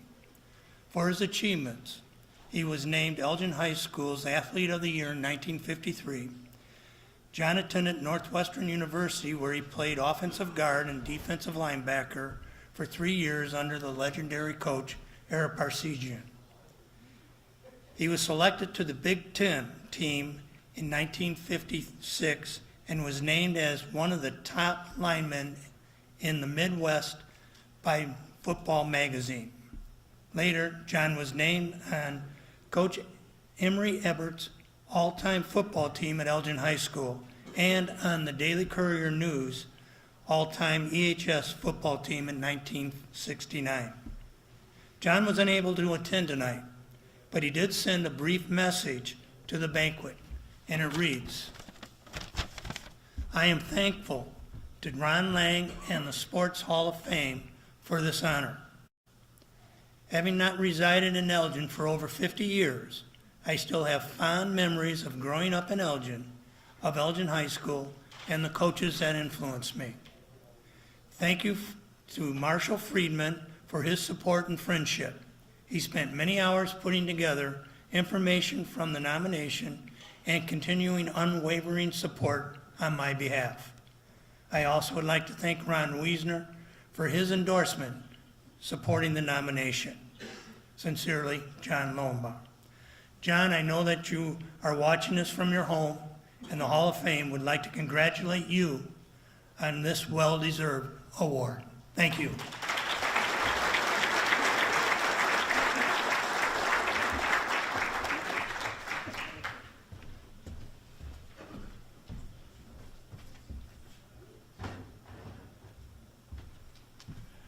I might need a trainer, Mark, so let me, I have an opportunity to present somebody myself tonight. Marcus Smallwood, who's down in Florida right now, unable to be with us tonight. It's with great pleasure that I'm able to introduce and present Marcus Smallwood as an inductee into the Eldon Sports Hall of Fame.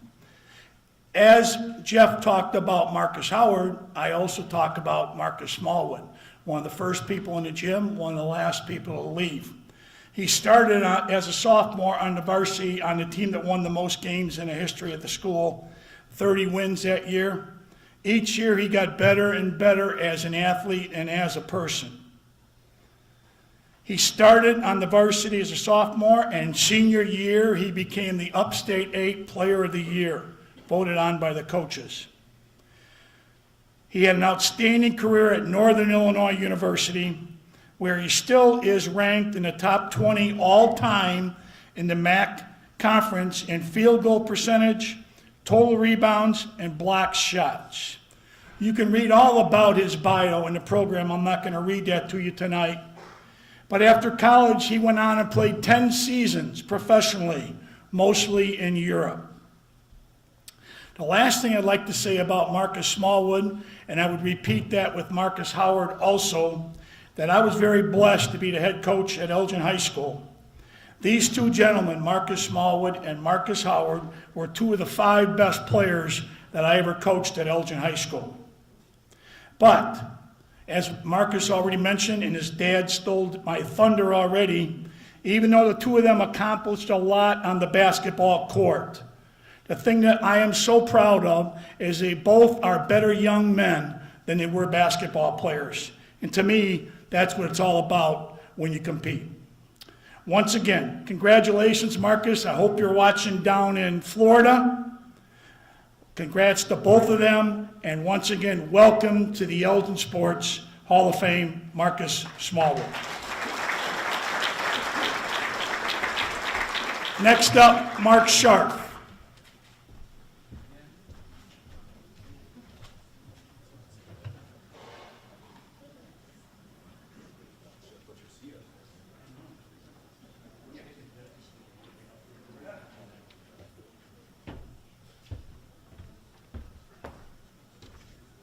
Yes, he's back one more time. Rick Young. Rick Young was unique. Pitcher, Larkin High School. In his day, pre-Jug Guns day, he was a power pitcher with an overwhelming sharp breaking ball with late break and cross action. To the best of research, the first Larkin athlete to sign a professional contract. He was drafted by the California Angels in 1969 in the Major League Baseball amateur draft, after completing a stellar high school career. As the MVP of the Larkin baseball team, he threw 2 no-hitters, struck out 141 in 88 innings, and gave up 28 hits. 28 hits in 88 innings, 141 strikeouts, and an ERA of 0.63. I've always appreciated the anecdotal stories I've heard from former teammates and opponents. I heard such words as awesome competitor, as good a hitter as a pitcher, excellent defense. He was an excellent defensive first baseman, great teammate, made you better as he had the mental approach that made you want to play better behind him. I was 1 year behind him in the Midwest League one summer, and I was curious what players on our team who faced him thought of him. One quotable comment came from our first baseman, Mark Hale, who said, "No human being can hit that curveball." Rick's success continued as he made the stair steps through the minors that prospects do. He stood out once again with stops at the Quad Cities, Shreveport, and Salt Lake City, where he made the AAA All-Star team. He was Major League ready. Some may recall that in 1973, he was one of 2 players that were set to join the Chicago Cubs as part of a trade that was going to send Ron Santo to the Angels. Santo had contractual rights to refuse the trade, which he optioned as he didn't want to move his family to the West Coast. At this point in Rick's career, he was set to join the Major League Angels at spring training. As fate would have it, he was asked to pitch winter ball in Puerto Rico. One rainy night, it was his turn to pitch, and unfortunately, he slipped on the mound and hurt his arm. Things would never be the same again. 2 months later, spring training rolled around, and he's expected to be there and pitch. As he put it, "I never refused the ball." In retrospect, it was probably the wrong decision on the organization's part not to give him more time to recover. As I mentioned earlier, things were never the same as he tried to rehab in the minors. After the '75 season, his career sadly concluded. Well, that is not the way these stories are supposed to end, but Rick and all of us should remember what he accomplished. One of the best pitchers in the history of the city, and a flock of teammates that had admired his competitive spirit and were proud to play behind him. Rick Young, you've made your family proud. Welcome to the Elgin Sports Hall of Fame. I'm pleased to accept this honor on your behalf.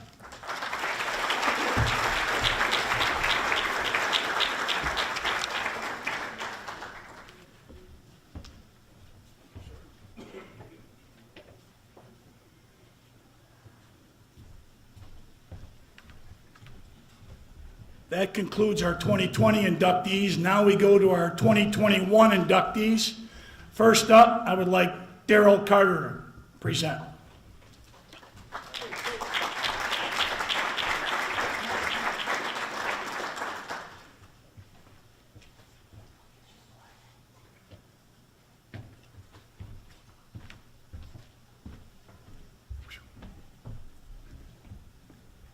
Good evening. So I'm Daryl Carter. If you've been around Elgin and sports, I'm D.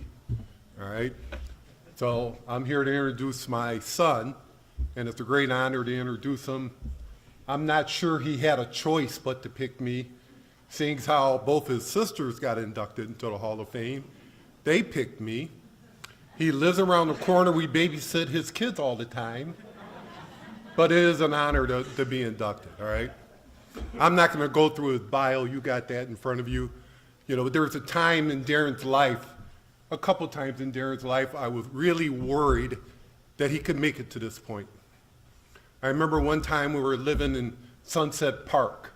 We're down in the basement watching TV, big screen, 28-inch. That's what big screen was back then, all right? We're watching a basketball game, and Darren's playing with this little, like, pellet gun. All right, I'm watching him, and he's looking down the barrel of this pellet gun, and he actually pulls the trigger. All right, now that's the first sign that he's really going to be an athlete, because he got out of the way. All right, but being the loving dad that I am, I asked him, "You can't be that stupid, can you?" All right. Then the second time I was really worried about it. We had just started the Junior Royals, all right? We were playing in a tournament in St. Charles, And while the Elgin-Larkin rivalry is a rivalry, we all hated St. Charles, especially back when it was one St. Charles. Mo, you were long gone by then, but all right? We're talking to little kids and everything. And Brad, I think, was at this tournament. It was a 7th grade tournament, 7th and 8th. We're playing in St. Charles for the championship game. And St. Charles had this big-ass trophy for the winner and these little things for second place, all right? And, of course, St. Charles had their refs. We took second place. All right, so after we got our trophies and everything, we're starting to walk out. Darren takes his trophy and just chucks it across the court on the floor. And I'm the coach. You know, I got to react to this. And I said in my fatherly tone, if you don't go pick up that trophy, you will never play basketball ever again in your entire life. So you know what he did, right? He obviously went and got that trophy, all right? But that was the kind of attitude, the athlete that he was and everything. And you also see in your bio that he went to 3 different colleges, and a lot of people think that was for actually basketball. Well, it wasn't. He was chasing Claudia around, all right? It took 3 colleges for him to finally, get her to say yes and marry him, all right? And then he could settle down. But Darren's always been a really good athlete, one that hated to lose, all right? But one in the hating to lose, always willing to do the work to win, all right? And that's what you see right now in his coaching at Larkin, all right? He doesn't expect anything more of the kids than what he would do himself. And I think that's what has helped make Larkin a very good basketball program and the best program right now in this area. And I think by the time he's done, he's going to be the winningest coach in Larkin history. That's provided he keeps me as his assistant coach, all right? Ladies and gentlemen, I present to you Darren Carter.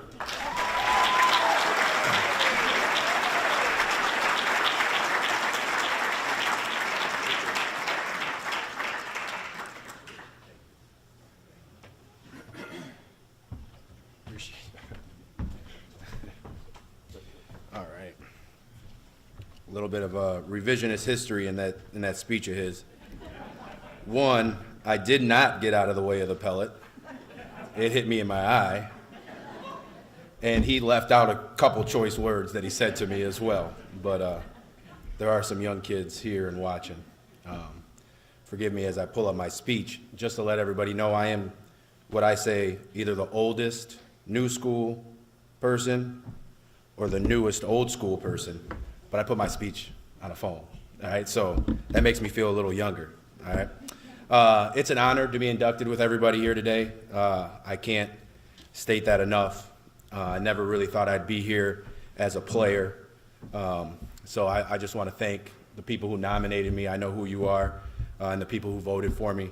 And quite honestly, to look at the bios of some of these other people who've been nominated and inducted and seeing it on the wall, I'm not quite sure I'm in your class, but I'm not giving the honor back, all right? So in preparation for this, I did what young people do. I Googled, right, how to give a Hall of Fame speech. And the first thing it says is, kind of explain why you're here, what you did to earn your way here and your accomplishments. And I don't really want to do that. I kind of want to explain how I helped other people get here. And I didn't make this about Elgin Larkin. Marcus did, right? So to begin with, as was talked about in Marcus's induction, he was a great defender. Never would have happened if it wasn't for him as a sophomore locking me up as a senior, right? Also inducted today was Marcus Smallwood, right? Here I am dealing with both of these Marcuses, sophomores, I'm a senior. Marcus was a great rebounder. Again, never would have happened if it weren't for rebounding my bricks, right? To go on down the list of Elgin people who are Hall of Famers who I had to deal with in high school, Jim Harrington, 290 wins in Elgin. Would never have been at 290 if it weren't for the 6 that he kicked my butt when I was in Larkin. His son, obviously known as the best player in Elgin high school history, over 2,000 some odd points, hundreds of them against Larkin, right? However, he's got 600 assists according to that the thing on the wall over there. None of those against us. None of those against us. He never had to pass the ball. But on a serious note, I do want to thank some people.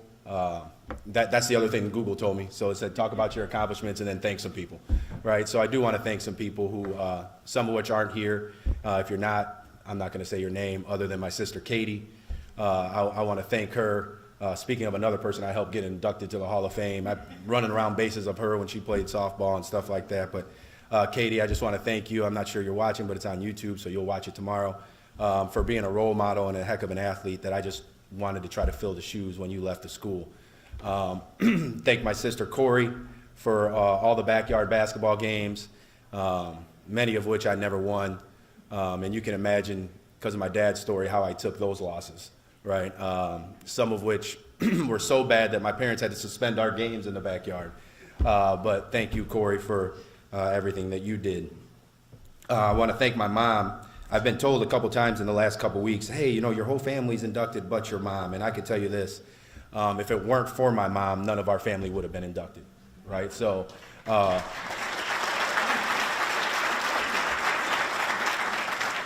while you might not be informally mom, you are informally multiple times, all right?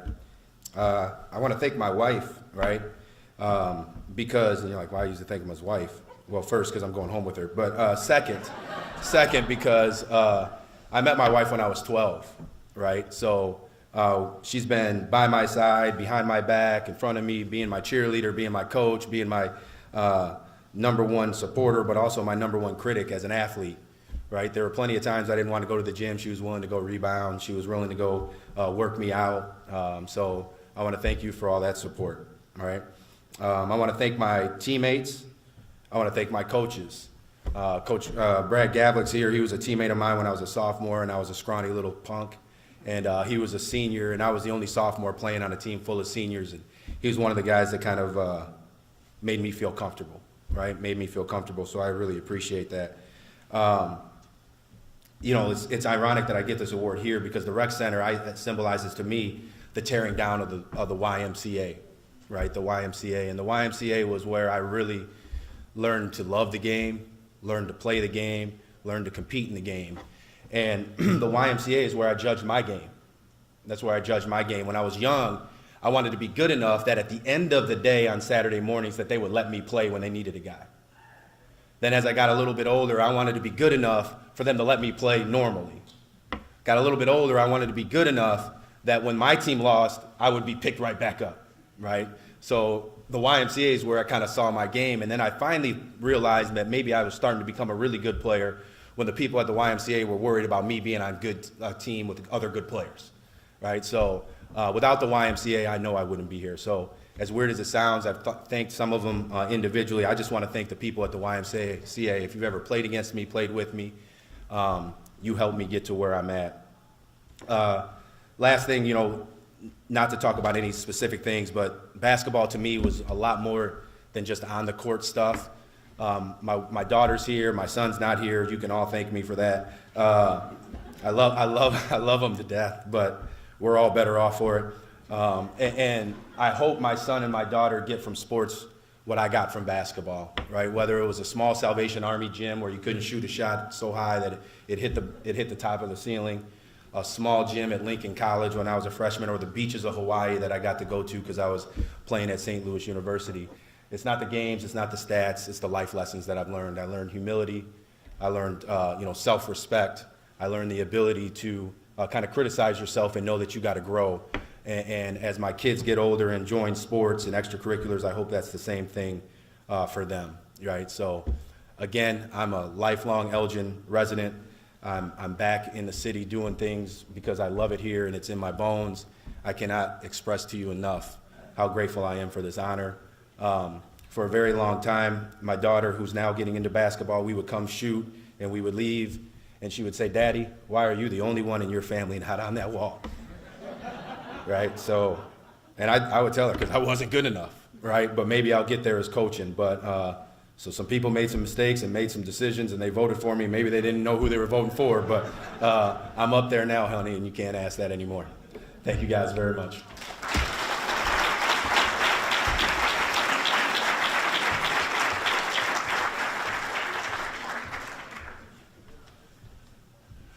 Next up, John Ratke.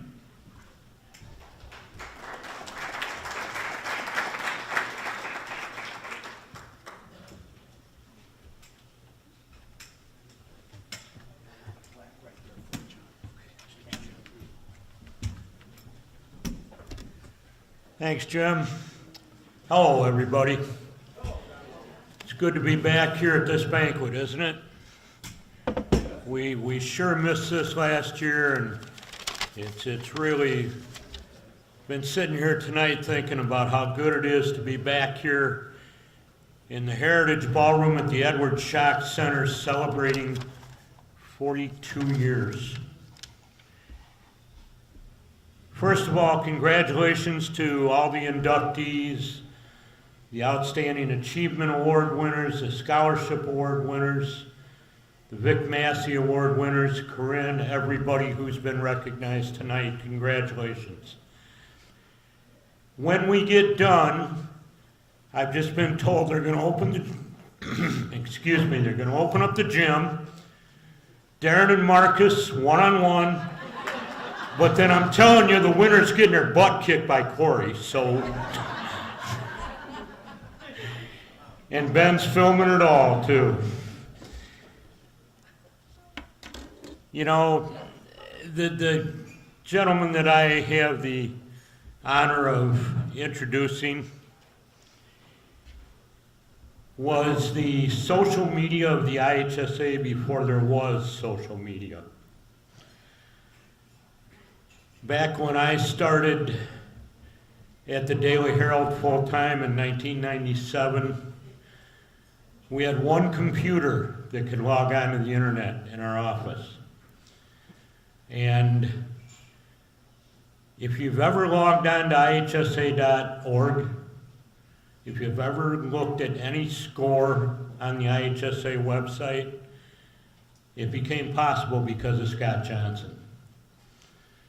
Scott is a 1974 Elgin High grad who was a numbers junkie in high school, just like I was.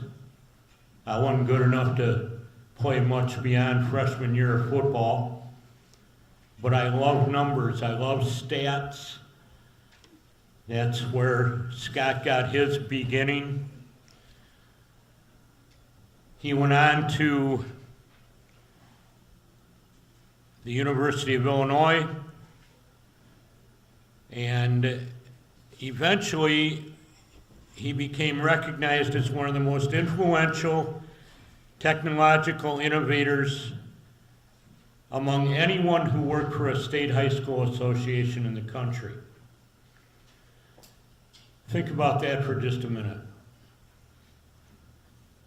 And even today, there is not a website devoted to high school sports in any state in this country that can hold a candle to IHSA.org. And that's because of Scott's innovation. He built the website.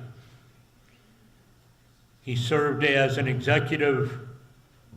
served as an editor of the IHSA souvenir programs. Any state final event that you went to, basketball, football, baseball, soccer, doesn't matter. Scott edited, put all those programs together.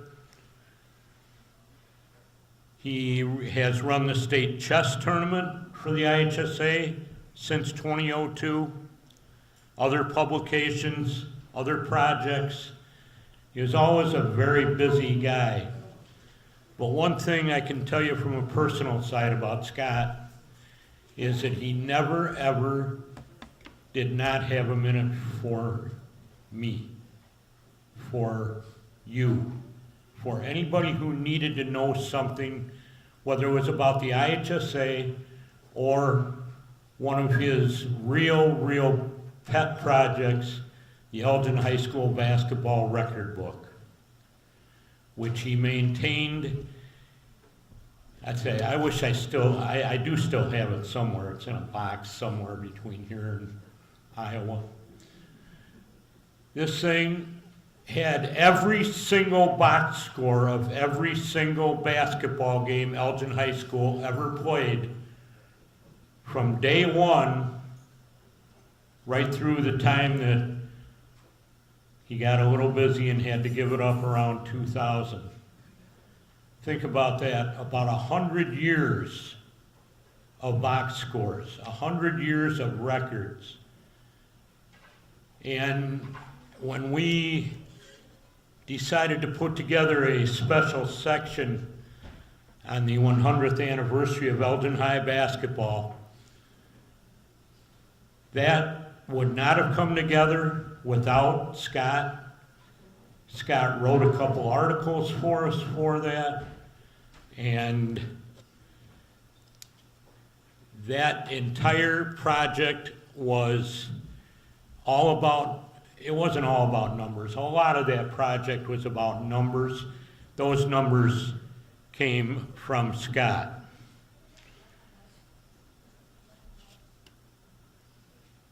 Scott's unofficial title is IHSA historian. He moved on through his career at the IHSA and wrote a book called Once They Were Giants. Anybody who's got a few years on us knows what Once They Were Giants was all about. 1952 Hebron. Wrote that with his wife Julie. I still have the VHS videotape of that 1952 team. I don't have a VHS player anymore, but who does? Except for Mark Sharp. I don't know if you've ever seen the book called 100 Years of Madness. When I moved recently, I had to have a separate box for that book because it was so thick and so full of information. Scott wrote that. Another book that Scott wrote that not many people know about is called The Association Works. And I'm about halfway through it now because I don't get a whole lot of time to read. It's about the history of the IHSA and how the IHSA started. Scott's received a couple of other awards over the years, including from the National Federation of High School Associations. He was inducted into the IBCA Hall of Fame recently within this past year. But I know that what's going on here tonight is very near and dear to Scott. So without further ado, please let me introduce for induction into the Elgin Sports Hall of Fame, my good friend, Scott Johnson.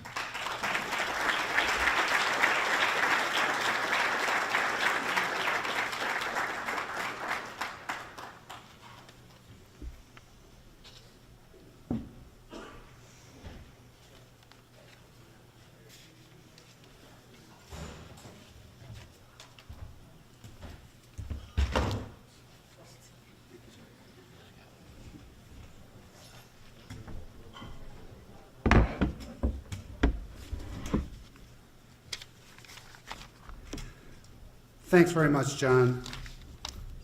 Not only for that kind introduction, but also for being a great friend of mine during my career with the Illinois High School Association. And thanks too to the members of the Elgin High School, or Elgin Sports Hall of Fame for the honor you've given me here tonight. And thanks to my wife, Julie, my high school classmates, Dave, Mark, Sue, and Dolores, and to all of you for being here tonight to support the award winners and the inductees. And congratulations to all of you here tonight. And hello to my mother and my family on the internet. I'm sorry you can't be here tonight, and I hope you've got everything on your browser tuned in correctly so you're able to see this. When I got the phone call from Jim Harrington, I was really floored. And then when I looked closely at the list of Hall of Fame inductees, almost 200 of them now, I was really awestruck. There's so many star athletes and successful coaches with plaques on the wall further down the hall. They're the ones I looked up to when I was growing up, or read about, or wrote about later in my career. But on that long list of inductees, there were two names that really jumped out at me.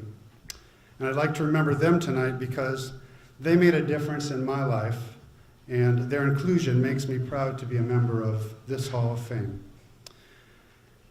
So I want to give you a little bit about my Elgin heritage, and I'll take you back to when I was 9 years old.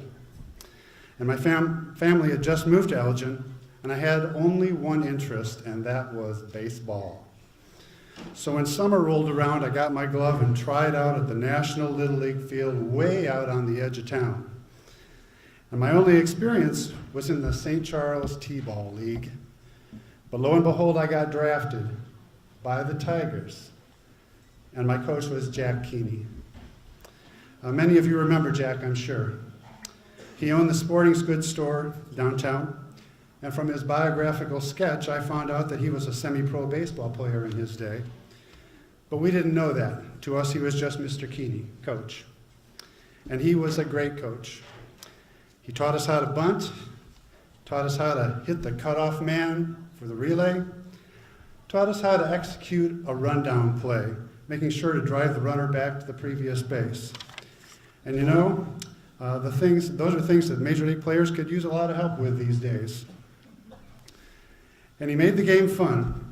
Every player was assigned a nickname, preferably a one-syllable word with a lot of attitude like cleat or spike. My buddy Brad Palmer was Pug. Barry Hinch was Legs. And I was Stretch Johnson. It was glorious, and I was hopeful that I might get a girlfriend from having a nickname. So 2 years later, I moved up to the Major League Division, and I was still on the Tigers, and Jack was my coach again, still teaching those fundamentals. But Barry Hinch was gone. Traded, I guess, so now I was Legs. And I forgot, Jack Keeney taught me how to throw strikes, which is very important in Little League. And although I was mostly a first baseman, I pitched the championship game. And I still have that ball with Jack's signature on it to prove it. Thank you, Jack. The other Hall of Famer I want to remember is Frank Termini. Frank was the Elgin High School superfan who famously attended 1,161 consecutive boys varsity basketball games, home and away, over the course of 43 seasons. He loved basketball, and like Cal Ripken, he did what he had to do to keep his streak going. So I'm pretty sure Frank had to bribe a janitor or two, or crawl through an open window a couple of times when he couldn't get a ticket to a game. Frank worked with my father, and when I started attending high school basketball games in 7th grade, we used to sit with him in the stands. Me, Dad, Frank, and Frank's ever-present toothpick. Sometimes we would travel to out-of-town games together to exotic places like Woodstock, or Rockford, or Proviso West, and I learned to love basketball too. Frank liked to keep score at the games, and having been a draftsman, his handwriting was immaculate. He carried these homemade scorebooks that he made with cardboard covers, and I tried to emulate them later when I scored games myself. And later, when I was in college, I compiled that Elgin High School basketball record book using Frank's original scorebooks, the entire collection of them, as my starting point. And as with Jack Keeney, there was a lot more to Frank Termini than I knew at the time. For decades, he was involved with the EHS Booster Club, Pee Wee football, grade school basketball leagues, and the 2 little leagues on the west side of town. And for all the time that Jack and Frank spent on these things, I imagine they received little or no compensation. They did what they did because they loved the game and wanted to encourage the development of youth sports. So Jack Keeney and Frank Termini didn't make many headlines. Their work was mostly below the radar, but they made a lot of difference in my life and the lives of many others in this city. Thank you so much for honoring them in the Elgin High School, or in the Elgin Sports Hall of Fame, and thank you for making a place for me alongside them in my hometown.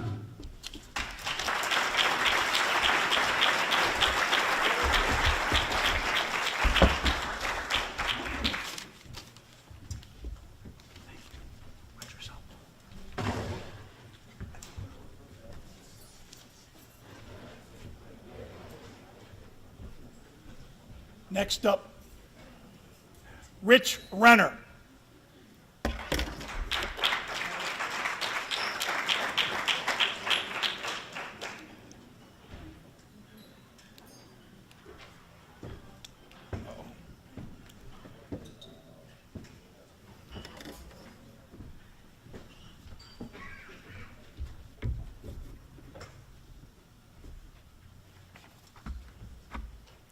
Well, good evening. It is a wonderful pleasure to be able to introduce Lawrence Michael McNerney to the induction here at the Elgin Sports Hall of Fame, and particularly to accept that honor on behalf of Mike's two granddaughters, who regrettably cannot be with us here in person tonight.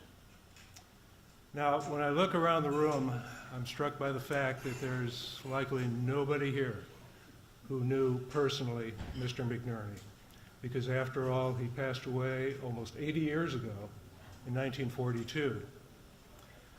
But I can assure you that in his life, Mike McNerney, as he was known to his countless friends, established himself not only as one of Elgin's finest athletes, but one of Elgin's finest residents. And I hope tonight to be able to show you why his life is so important to why we are here this evening. Mike went to Elgin High. He starred in 3 sports. He quarterbacked and captained a football team regarded as the state champions. Now, if you look at the newspapers at the time, there's some belief on the part of Northwestern University that he was going to go there and become their next quarterback. Seriously, what other college, though, could an athletic, red-haired, blue-eyed son of Irish-American immigrants go to but Notre Dame? And of course he did. He enrolled with the Fighting Irish, went there, lettered for 3 years, and quarterbacked the football team. Lettered for 3 years, and captained the baseball team. Mike graduated from Northwestern in 3 years, the president of his law class. He came back to Elgin to start his legal career, raise a family. But for all the obligations he took on, he had time to star for many years in regional baseball teams, including a famous semi-pro team in Chicago that routinely played in those days Major League competition. At the same time, he always had time for his Elgin Maroons, serving as a coach, organizing booster events, and you know he loved to get back to South Bend, where he struck up a friendship with a fellow down there named Newt Rockney, while Mike was down there supporting his Fighting Irish. As you're going to see tonight, Mike is being inducted into the Hall of Fame for his achievements in football, baseball, and as a friend of sports. He truly was an all-around sportsman. Now, the games Mike played, particularly football, have changed a lot. I doubt that Mike, as a quarterback, ever threw a forward pass. But on the other hand, he was a great drop kicker. And as you know, that play doesn't even exist anymore.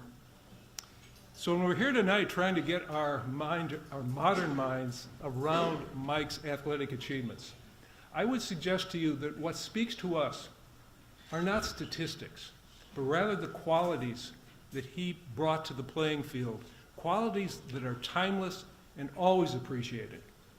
First, an absolutely remarkable physical toughness and courage.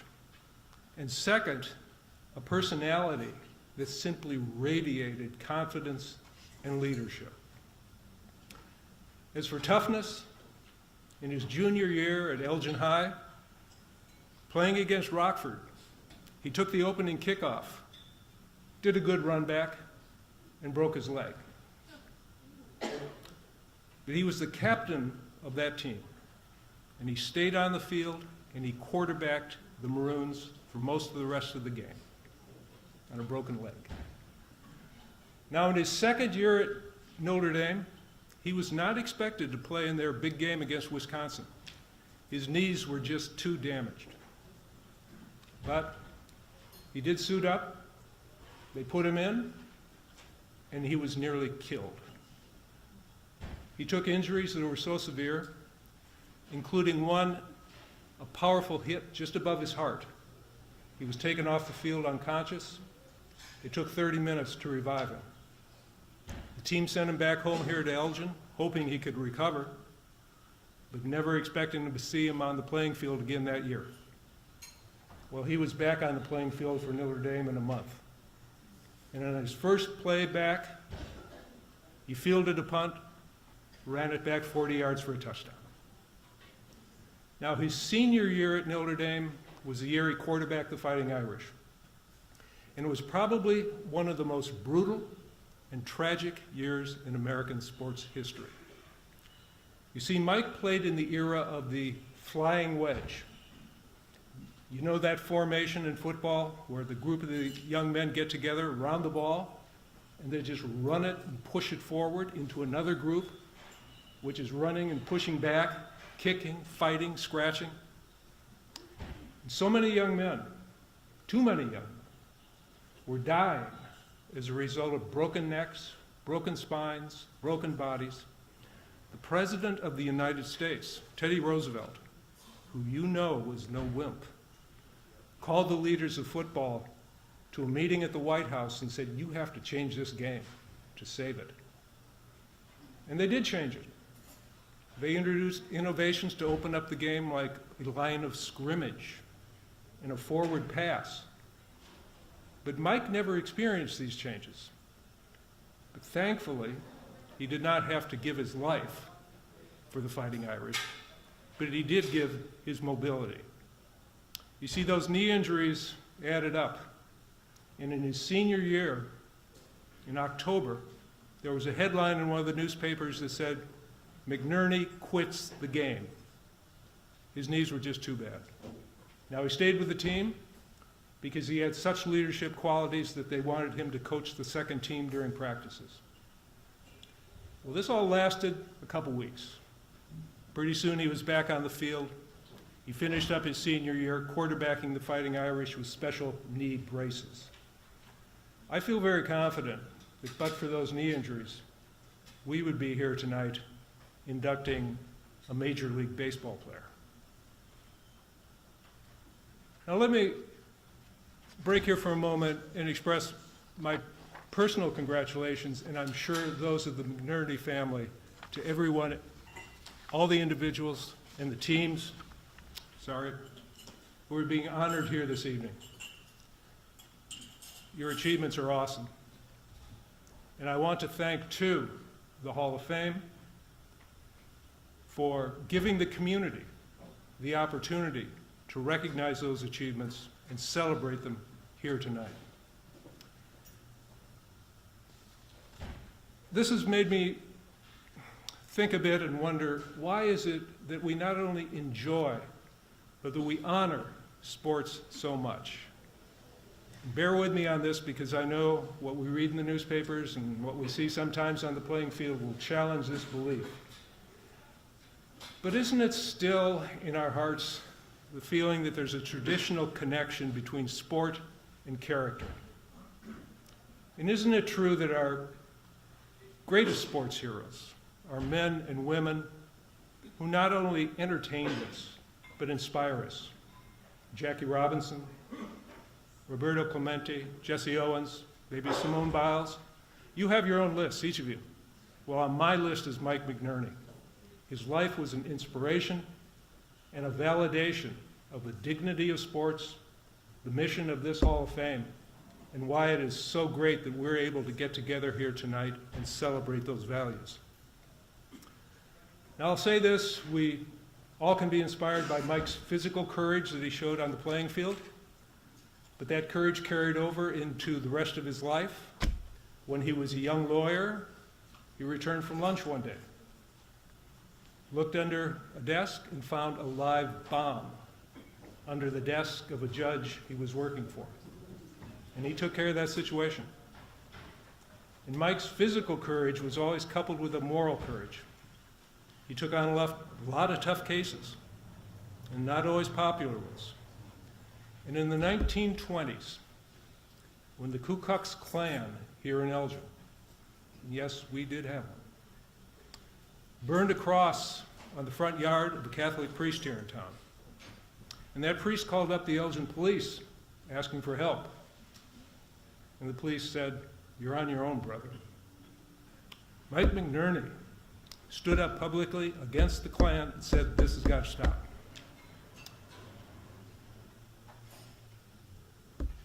The city of Elgin loved Mike's courage. They loved his leadership. They gave him many leading roles in civic and social organizations here. And in 1935, when the city of Elgin was getting ready to celebrate its first 100 years, a big centennial, the person they chose to lead the organization which would be arranging for those celebrations, it's Mike Mcnerney. You know, in everything Mike did, he was always the captain, always the quarterback. Mike's life had a huge impact. And when he died in 1942, unexpectedly and way too soon, his obituary was published across the United States and even in the New York Times. But he was always an Elgin guy. He brought honor to his hometown.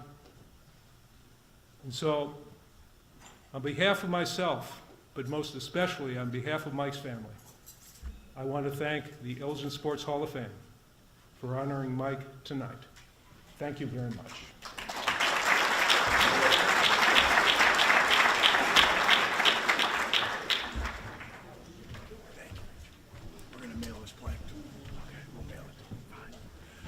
Next up, Bill Angelo.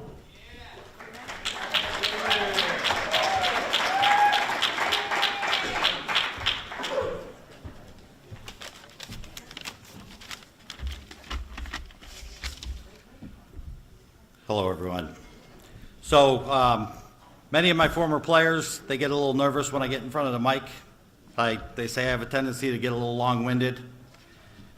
I think they're being a little dramatic and exaggerating a little bit, but I promise you I'll try and be brief. First, I want to congratulate all the honorees, the Outstanding Achievement Award winners, the scholarship recipients, and especially the Hall of Fame inductees. I also want to take a quick second to thank the Elgin Sports Hall of Fame for all you do for Elgin sports. What you all do for the past, present, and the future of the Elgin sporting community is truly amazing, so thank you. Now, on to the reason why I'm up here. I'm honored that I was asked to introduce the next inductee. He truly is a special talent that I was very fortunate to get to coach. He is very deserving of the honor. Before we bring him up here, though, I have a few quick stories that want to highlight how good he truly is. First, 5 home runs in 5 consecutive at-bats. All right? 5 home runs in 5 consecutive at-bats. Anybody that's ever played baseball or softball knows that that's not supposed to happen. Okay? At the major league level, the best anyone has ever done is 4 consecutive at-bats, 4 home runs. And it's been done twice. I've been coaching for 25 years at Elgin Community College, and I don't think that we've had 5 consecutive home runs during batting practice. Next, so we're on a trip to Arizona on our annual spring trip. We're playing against Phoenix College in a night game his freshman year. Ball goes up the middle. Looks like sure base hit. Wally lays out for the ball. Ball takes a bad hop. He goes bare hand, grabs the ball, springs to his feet, throws the guy out at first base. Truly amazing play that you just don't forget as a coach. Lastly, is the fact that Jason decided after his freshman year that he was going to go to Southern Illinois. Gives me a call 4 years later after not playing baseball, and says, "Hey, Coach, I want to come back. I want to come back and play." And I'm like, "Yeah, let's go." So he comes back, and without missing a beat, helps lead us to our best finish in school history, 54-10, third place at the College World Series, which is our best finish ever there.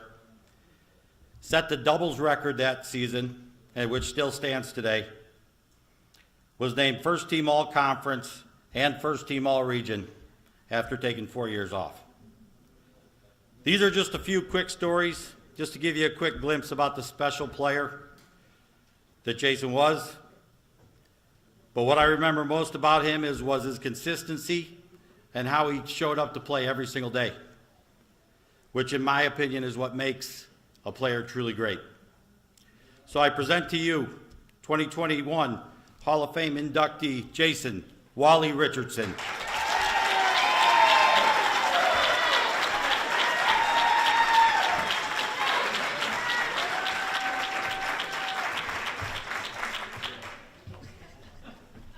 This is for you.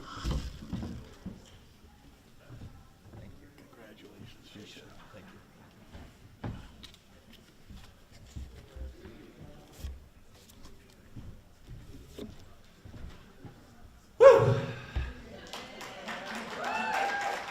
I'm just going to take it in here for a second here, guys. This is pretty cool. Really cool. I want to thank all the board of members here in the Elgin Hall of Fame. That's awesome. The mayor's here. That's awesome. Thank you for coming. Wow, I feel like a stud now. I want to thank my family coming all. I had a guy come from Colorado. Thanks, Ken, for coming. And all the other family, my wifey's family, thanks for all coming. All my friends, I can't believe all this table over here. My friends over here, can't believe it. Thank you so much. Thank you. About 7-8 years ago, I want to say, Ron called me up and said, "Hey, you are inducted into the Elgin Hall of Fame." Or not inducted, but inductee. And I said, "Oh, that's awesome." So I'm thinking, yeah, I'm going to get in there this year, next year. Well, 8-9 years later, here I am, which I am so thankful for and so gracious for. Appreciate it.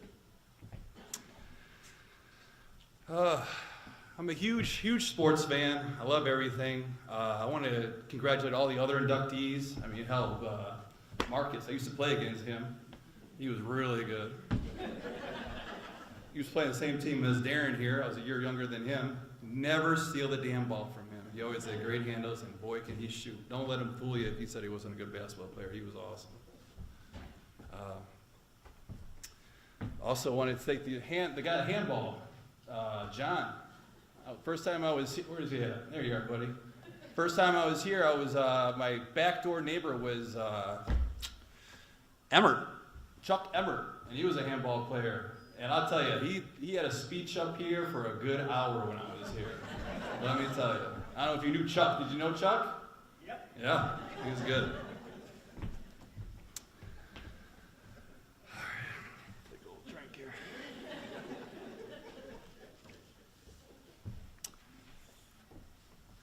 Tennis. First time playing tennis, my mom at her house on Wing Park Boulevard was hitting the ball on the garage. So I said, "Hey, I'll try that." So that's how I started hitting the tennis ball on the garage.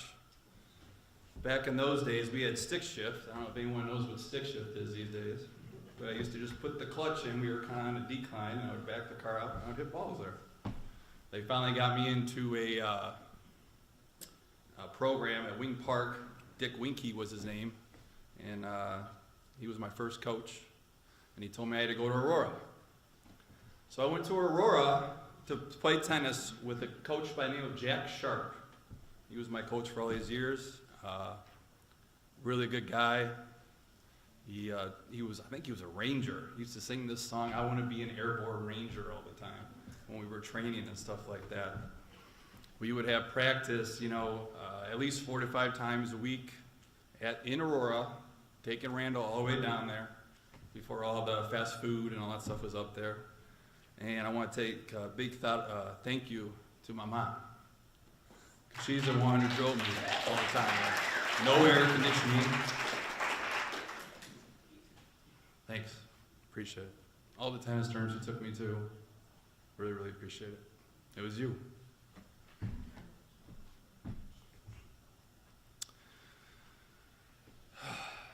So, we would go down to this, I would play in Aurora. In the summer, I'd play 5 times a week for 6 to 7 hours. I had no life, but I loved playing tennis. It was so much fun. I got to play in awesome places, country clubs, and I'm not as good looking as I am right now. I used to have a tail that came out down here. We would go to these tennis tournaments and you would sign in and you would get a t-shirt from someone. And of course I'd always go to Subway and get a meatball sandwich. I would have a stain right here. And I would go play tennis against these guys with brand new tennis suits and all this kind of stuff. And I'd go out there and I'd kick their butt. It felt pretty good. This guy from Elgin, no one from Elgin played tennis. It was only me. In fact, there's no one in here that's ever seen me play tennis except 2 people. That's my mom and my sister. And man, we had some good times. Really, really good times. So I played tennis until I was like 17, 18 years old, and I played baseball too in between. Got sponsored in tennis by Wilson and Estuza, which was really cool. But I really liked playing baseball. It was fun. So, grew up at Elgin Classic. Man, we had some good teams at Elgin Classic. One of my guys is here, Pat Pistorio. Used to play with that guy all the time. He was a hell of a player.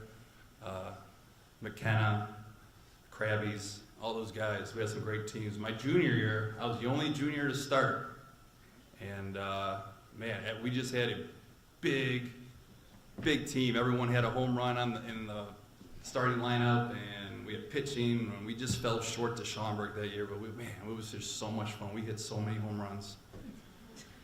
And my second year, senior year, we were more of a speed team and get on base. And we had sophomores. We had 2 sophomores, really good sophomores, Clint Schambeck and Jason Hodge, who played with us, and another inductee was in here, Ryan McKenna too. Man, those guys were so good. And just senior year was one of the best times of my year. Best times of my life, I should say. So, I want to tell you about the 5 home runs. So we were in a big race with St. Charles and Elgin. Those teams keep on coming up. Or schools, I should say, keep on coming up. And it was, we were like tied with St. Charles for winning the Upstate 8. And we were playing St. Charles, and the game was in the bottom of the 6th, and we were tied, and it was canceled due to like light or something like that. So we came out the next day, and I was forced to hit. And all the 3 guys ahead of me got on base, and I hit a grand slam and to win it, to win the game against St. Charles. It actually took like 10, 15 minutes for the game to occur, and it was over. And the next day was Elgin to win the Upstate 8. And little do people know the rivalry between Elgin and Larkin. The year before that, my junior year, I had 3 home runs in one game against Elgin again. Just like playing Elgin, I guess.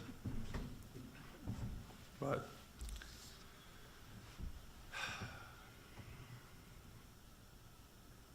there's one person here who I really wish saw this. He died when I was 14. He was a baseball player. He went to Elgin. Was on the 1970 Elgin state team. Found out last night, which was pretty cool. But I think he'd be pretty proud of me today. And that's my dad.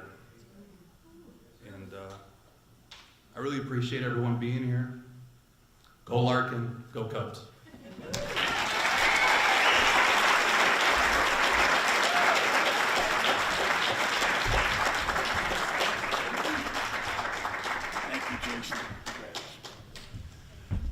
Next up, Ansu Pandiyengi.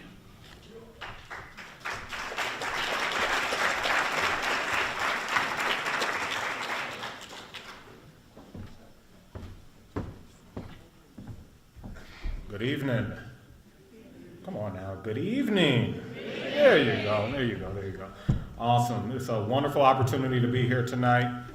As a member of a sports family that spent the 90s and early 2000s at Larkin, I've seen and I've been around a lot of talented athletes, some of which are in this room today. When I was a youngster, I remember watching Darren, play, I remember watching Coach Carter play, Marcus play, and it's a privilege to be amongst you all today. It's also a special privilege and an honor to have the opportunity to introduce somebody who I would call not only a friend, a former professional colleague, a teammate, but more importantly, a brother. When Iyad asked me to introduce him tonight, I said that I would do so under one condition, only if I could use the word exemplify over 5 times. I got a story for this, so I want you guys to keep track around how many times I say exemplify. You see, about 8 years ago, Iyad was one of my groomsmen at my wife and my beautiful wedding, right? And he gave a speech, and he stood up there amongst my brothers. And when he spoke, he used the word exemplify over and over and over again. I'm like, what's going on? Why is this man? I'm like, does he have too many drinks? What was it, right? But he kept on saying exemplify. And then when I asked him about it, I said, Iyad, what's going on? Why exemplify? He was like, man, when I was just thinking about a word to describe you, exemplify came up. And I'm like, that's awesome. And I was honored. If I'm being honest, and I am, I can confidently say that the word exemplify exemplifies Iyad to the truest extent of the word. He truly does exemplify in just he exemplifies confidence and hard work, and that's kind of what propelled him where he is today. I've known Iyad since we played together, in Little League baseball. We couldn't have been any younger than 6 or 7 years old when our competitive paths crossed. Who would have known that through this, our collective love for sports would build a brotherhood that has lasted over 30 years, from the field to off the field to the professional world and so on. I've been around the game of football for over 25 years, and I've seen a lot of talent, raw and professional alike. And there's a saying that many athletes and coaches, and I know a few people in this room know, it's called hard work beats talent when talent fails to work hard. With that, I have not seen anybody in my life with better hands as a receiver than Iyad Salem.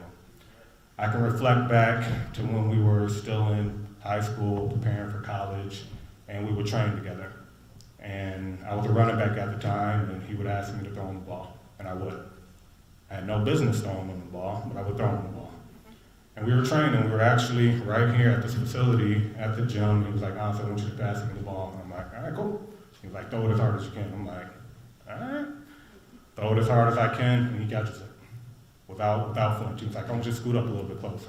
At this point, I'm probably about 10 yards away from him, and I'm throwing the ball, whipping it as hard as I possibly can. And without fail, he catches the ball. He says, honestly, come a little bit closer. I am literally about 5 yards away from him. I'm like, so does he want a black eye? Or like, what's going on? And he says, throw it as hard as you possibly can. So I bring it back, and I throw it, and he catches it. And this work ethic was unbelievable to me. It was incredible because myself, I had a strong work ethic, but how he was moving would only propel him to the next step. Iyad's senior year at Larkin High School was simply incredible. He was selected as all upstate, A conference, all area, all state receiver his senior year. He set Larkin single game records with 13 receptions and 305 yards, ending his senior year with 45 receptions, 811 receiving yards, and over 1,000 all-purpose yards. But my bro was just getting started. Him and I, we went to go play collegiate sports at Illinois State University. I remember that day he asked me about the school. He was currently not at Illinois State University, and I was on the football team at the time. He shared with me that he had interest in pursuing Illinois State University. He sent me over his highlight tape. I spoke to my coach. My coach, I think we got some raw talent here that we need to bring in. He's going to be an awesome addition to the team. Needless to say, Iyad came in, and his confidence that he was exemplifying was absolutely incredible. And the rest is what I would call history. To To say that I'm proud of you, man, and everything that you've accomplished is an understatement. Without further ado, it is my sincere pleasure to introduce Eli Salem in the Elgin Sports Hall of Fame. Congratulations.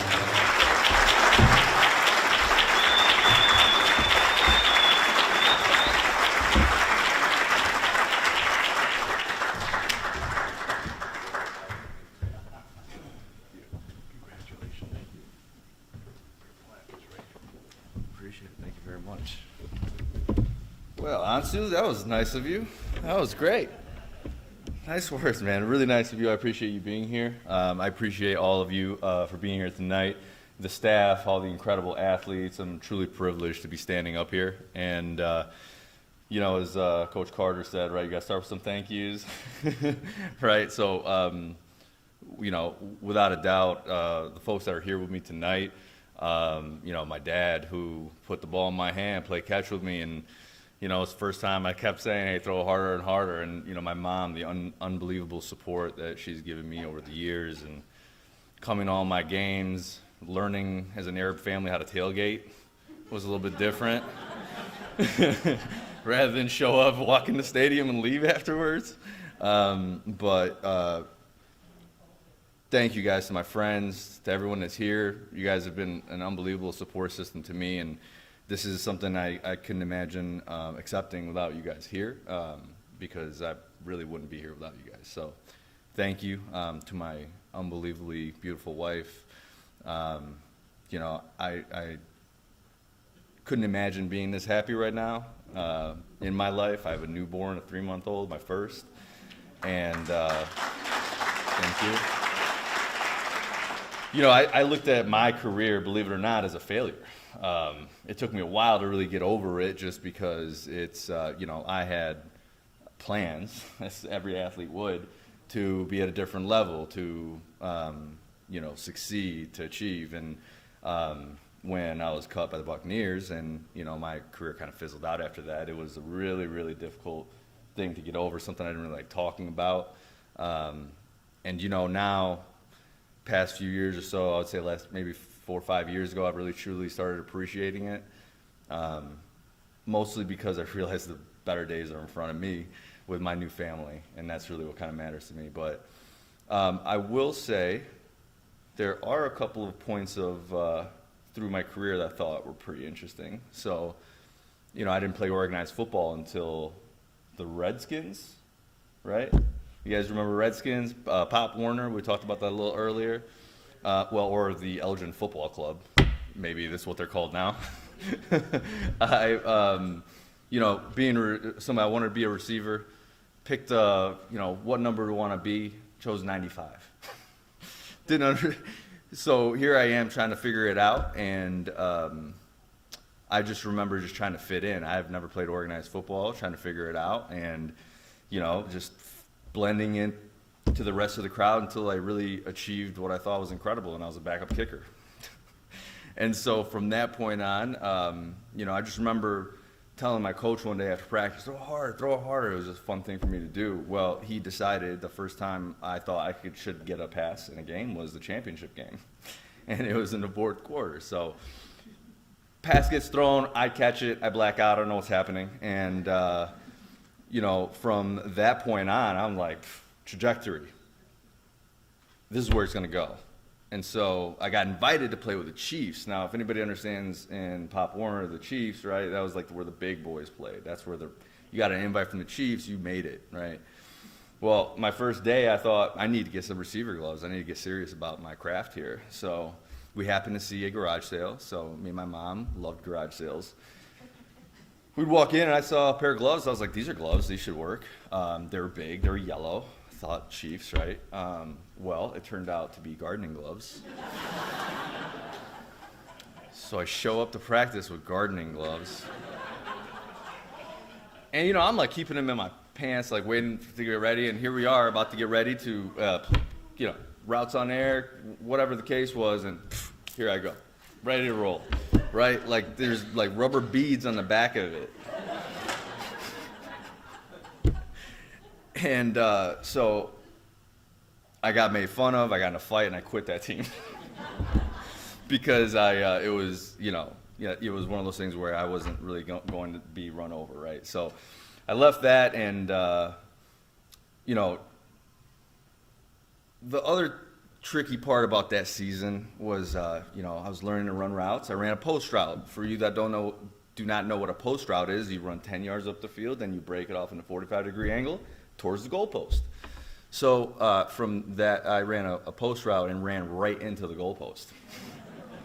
So my nickname was Goalpost for the rest of the year until I quit. And then the joke was on them. So, things go well. I finally get an opportunity. I go to Minnesota State for a semester. I didn't want to play in front of 500 people. I saw Ansu at the rec center that one day, and he probably remembers. And I said, you know what, I need to go for this. I'm tired of, trying to figure it out at a D2 school. And nothing against D2 schools, again, right? Coming from the guy who looked at my career as a failure to begin with, right? So, I went for it, and Ansu helped me get in. My 13 plays I put on a highlight tape were apparently good enough for them to allow me to walk on.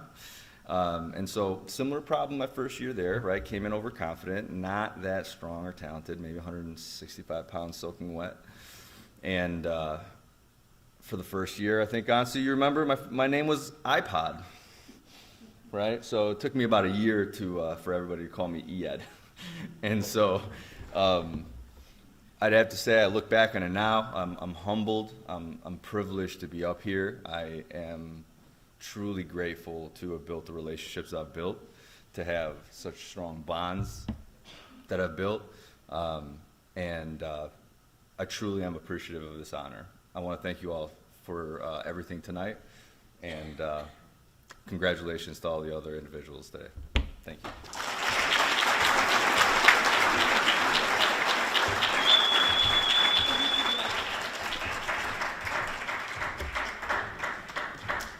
Our next presenter, John Radke.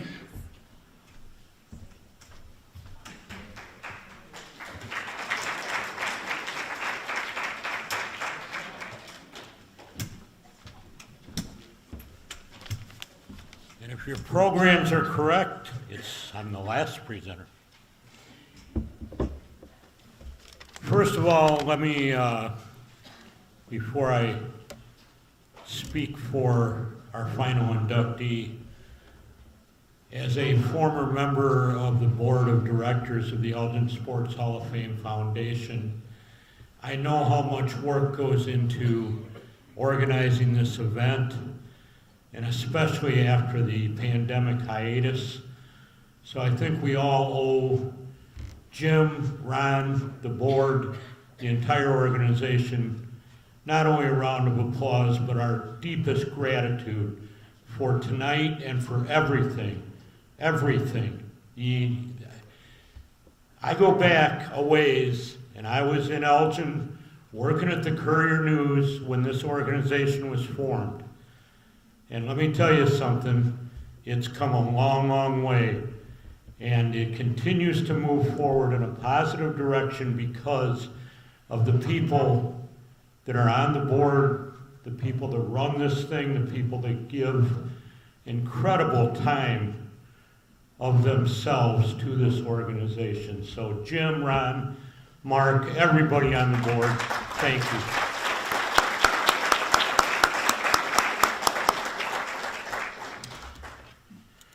All right, with that, I am standing in tonight for Steve DeVersi, the athletic director at Burlington Central High School, who unfortunately woke me up this morning at 8:45 and said that he had a situation that he could not be here, and asked me to introduce the first inductee to the Elgin Sports Hall of Fame from Burlington Central. And I think that's only appropriate that I'm able to do this because I'm also a Burlington Central grad with deep ties to Elgin. Danny Sheldon was, without a doubt, the best football player to ever play for Burlington Central, bar none. Had Danny gone to Larkin or Elgin or St. Ed's or any other high school around, he probably would have been the best of his time there too. That's how good he was. I'm not going to bore you by reading all his numbers that you can read in your programs. Let me just say that I covered probably a good 30 games of Danny's between his high school and college careers. And I don't know if he's watching on Zoom or not, but if he is, Danny, that was such a great time, such a privilege to cover your career. He was a running back, a defensive back, he was an all-stater, he was an all-everything. He led the state in scoring his senior year of high school. Had several college programs that were interested in him. Chose to play at NIU, where he just set the house on fire at Husky Stadium. I don't know how many of you recall watching Danny play college football at NIU. They called him the Seabiscuit out there because nobody could catch him. That was a moniker my good friend and former SID at NIU, Mike Korsek, came up with, but it was true. He ended up being an All-American at NIU. He still holds many records at NIU, and again, I'm not going to bore you with the details. You can read those. He ended up playing for the Arizona Cardinals, the Colts, the Bears, the Falcons, and the Steelers before settling into a career of acting, which he is now continuing to pursue in California. And a Super Bowl or two ago here, he got his big break in commercials, did a Pepsi commercial. So I want to read Dan's acceptance speech here real quick. First off, I apologize I could not make it in person to receive this incredible acknowledgement. The reason I couldn't make it is I'm hard at work training for my big football comeback, so someday they'll make a Kurt Warner-style movie about me. In reality, though, I would probably pull my hamstring just thinking about playing again. Receiving an honor like this really made me stop and reflect back on the road that brought me here. That road started at a small school called Burlington Central. Regardless of how many touchdowns I scored my senior year or yards per game I ran, people would always write off the performances as a result of being from a small school and playing poor competition. But I never let that define me, as I knew that playing for Burlington is what gave me the opportunity to show what I could do. I took that lesson and decided against a Big Ten school and instead chose a small D1 college where I knew I would play and have a chance to showcase what I could do at the next level. I am most proud of receiving this award because I am hoping it shows the future generations of Elgin and Burlington athletes there are no limits to what you can achieve in your athletic aspirations if you believe in yourself. Sports and life in general is a mindset, and the best part is we have the ability to choose our perspective. I may be the first athlete to receive this award from Burlington Central, but I'm sure I won't be the last. I thank you for honoring me with this Elgin Sports Hall of Fame award and allowing me to pave the way for many future Burlington athletes to join this illustrious group. Thank you, Dan Sheldon.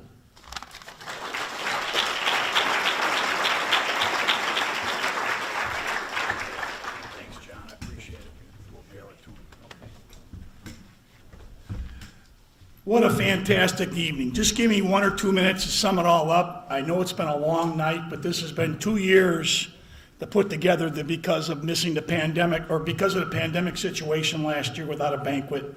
We're going to leave the backdrop up for several minutes afterwards, so people that do want to take pictures with the honorees tonight, please feel free to do so.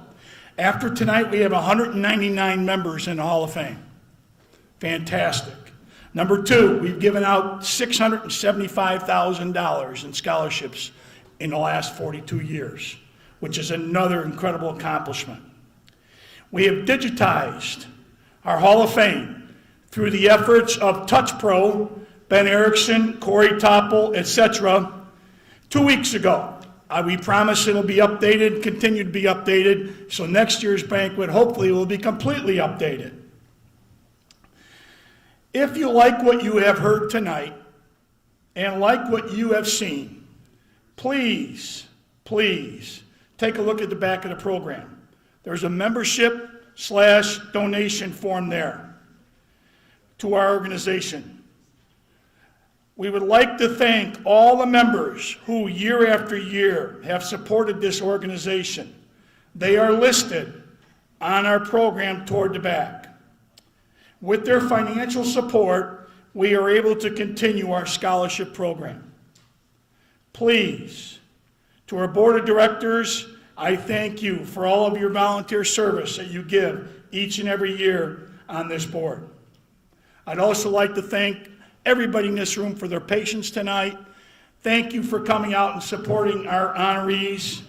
And thanks again. Please take a look at our organization and try to do what you can to support us.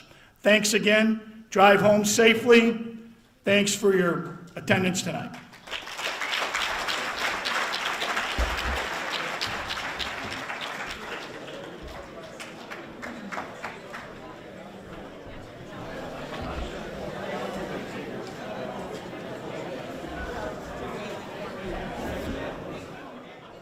Ben Erickson, thank you for everything tonight with the Zoom.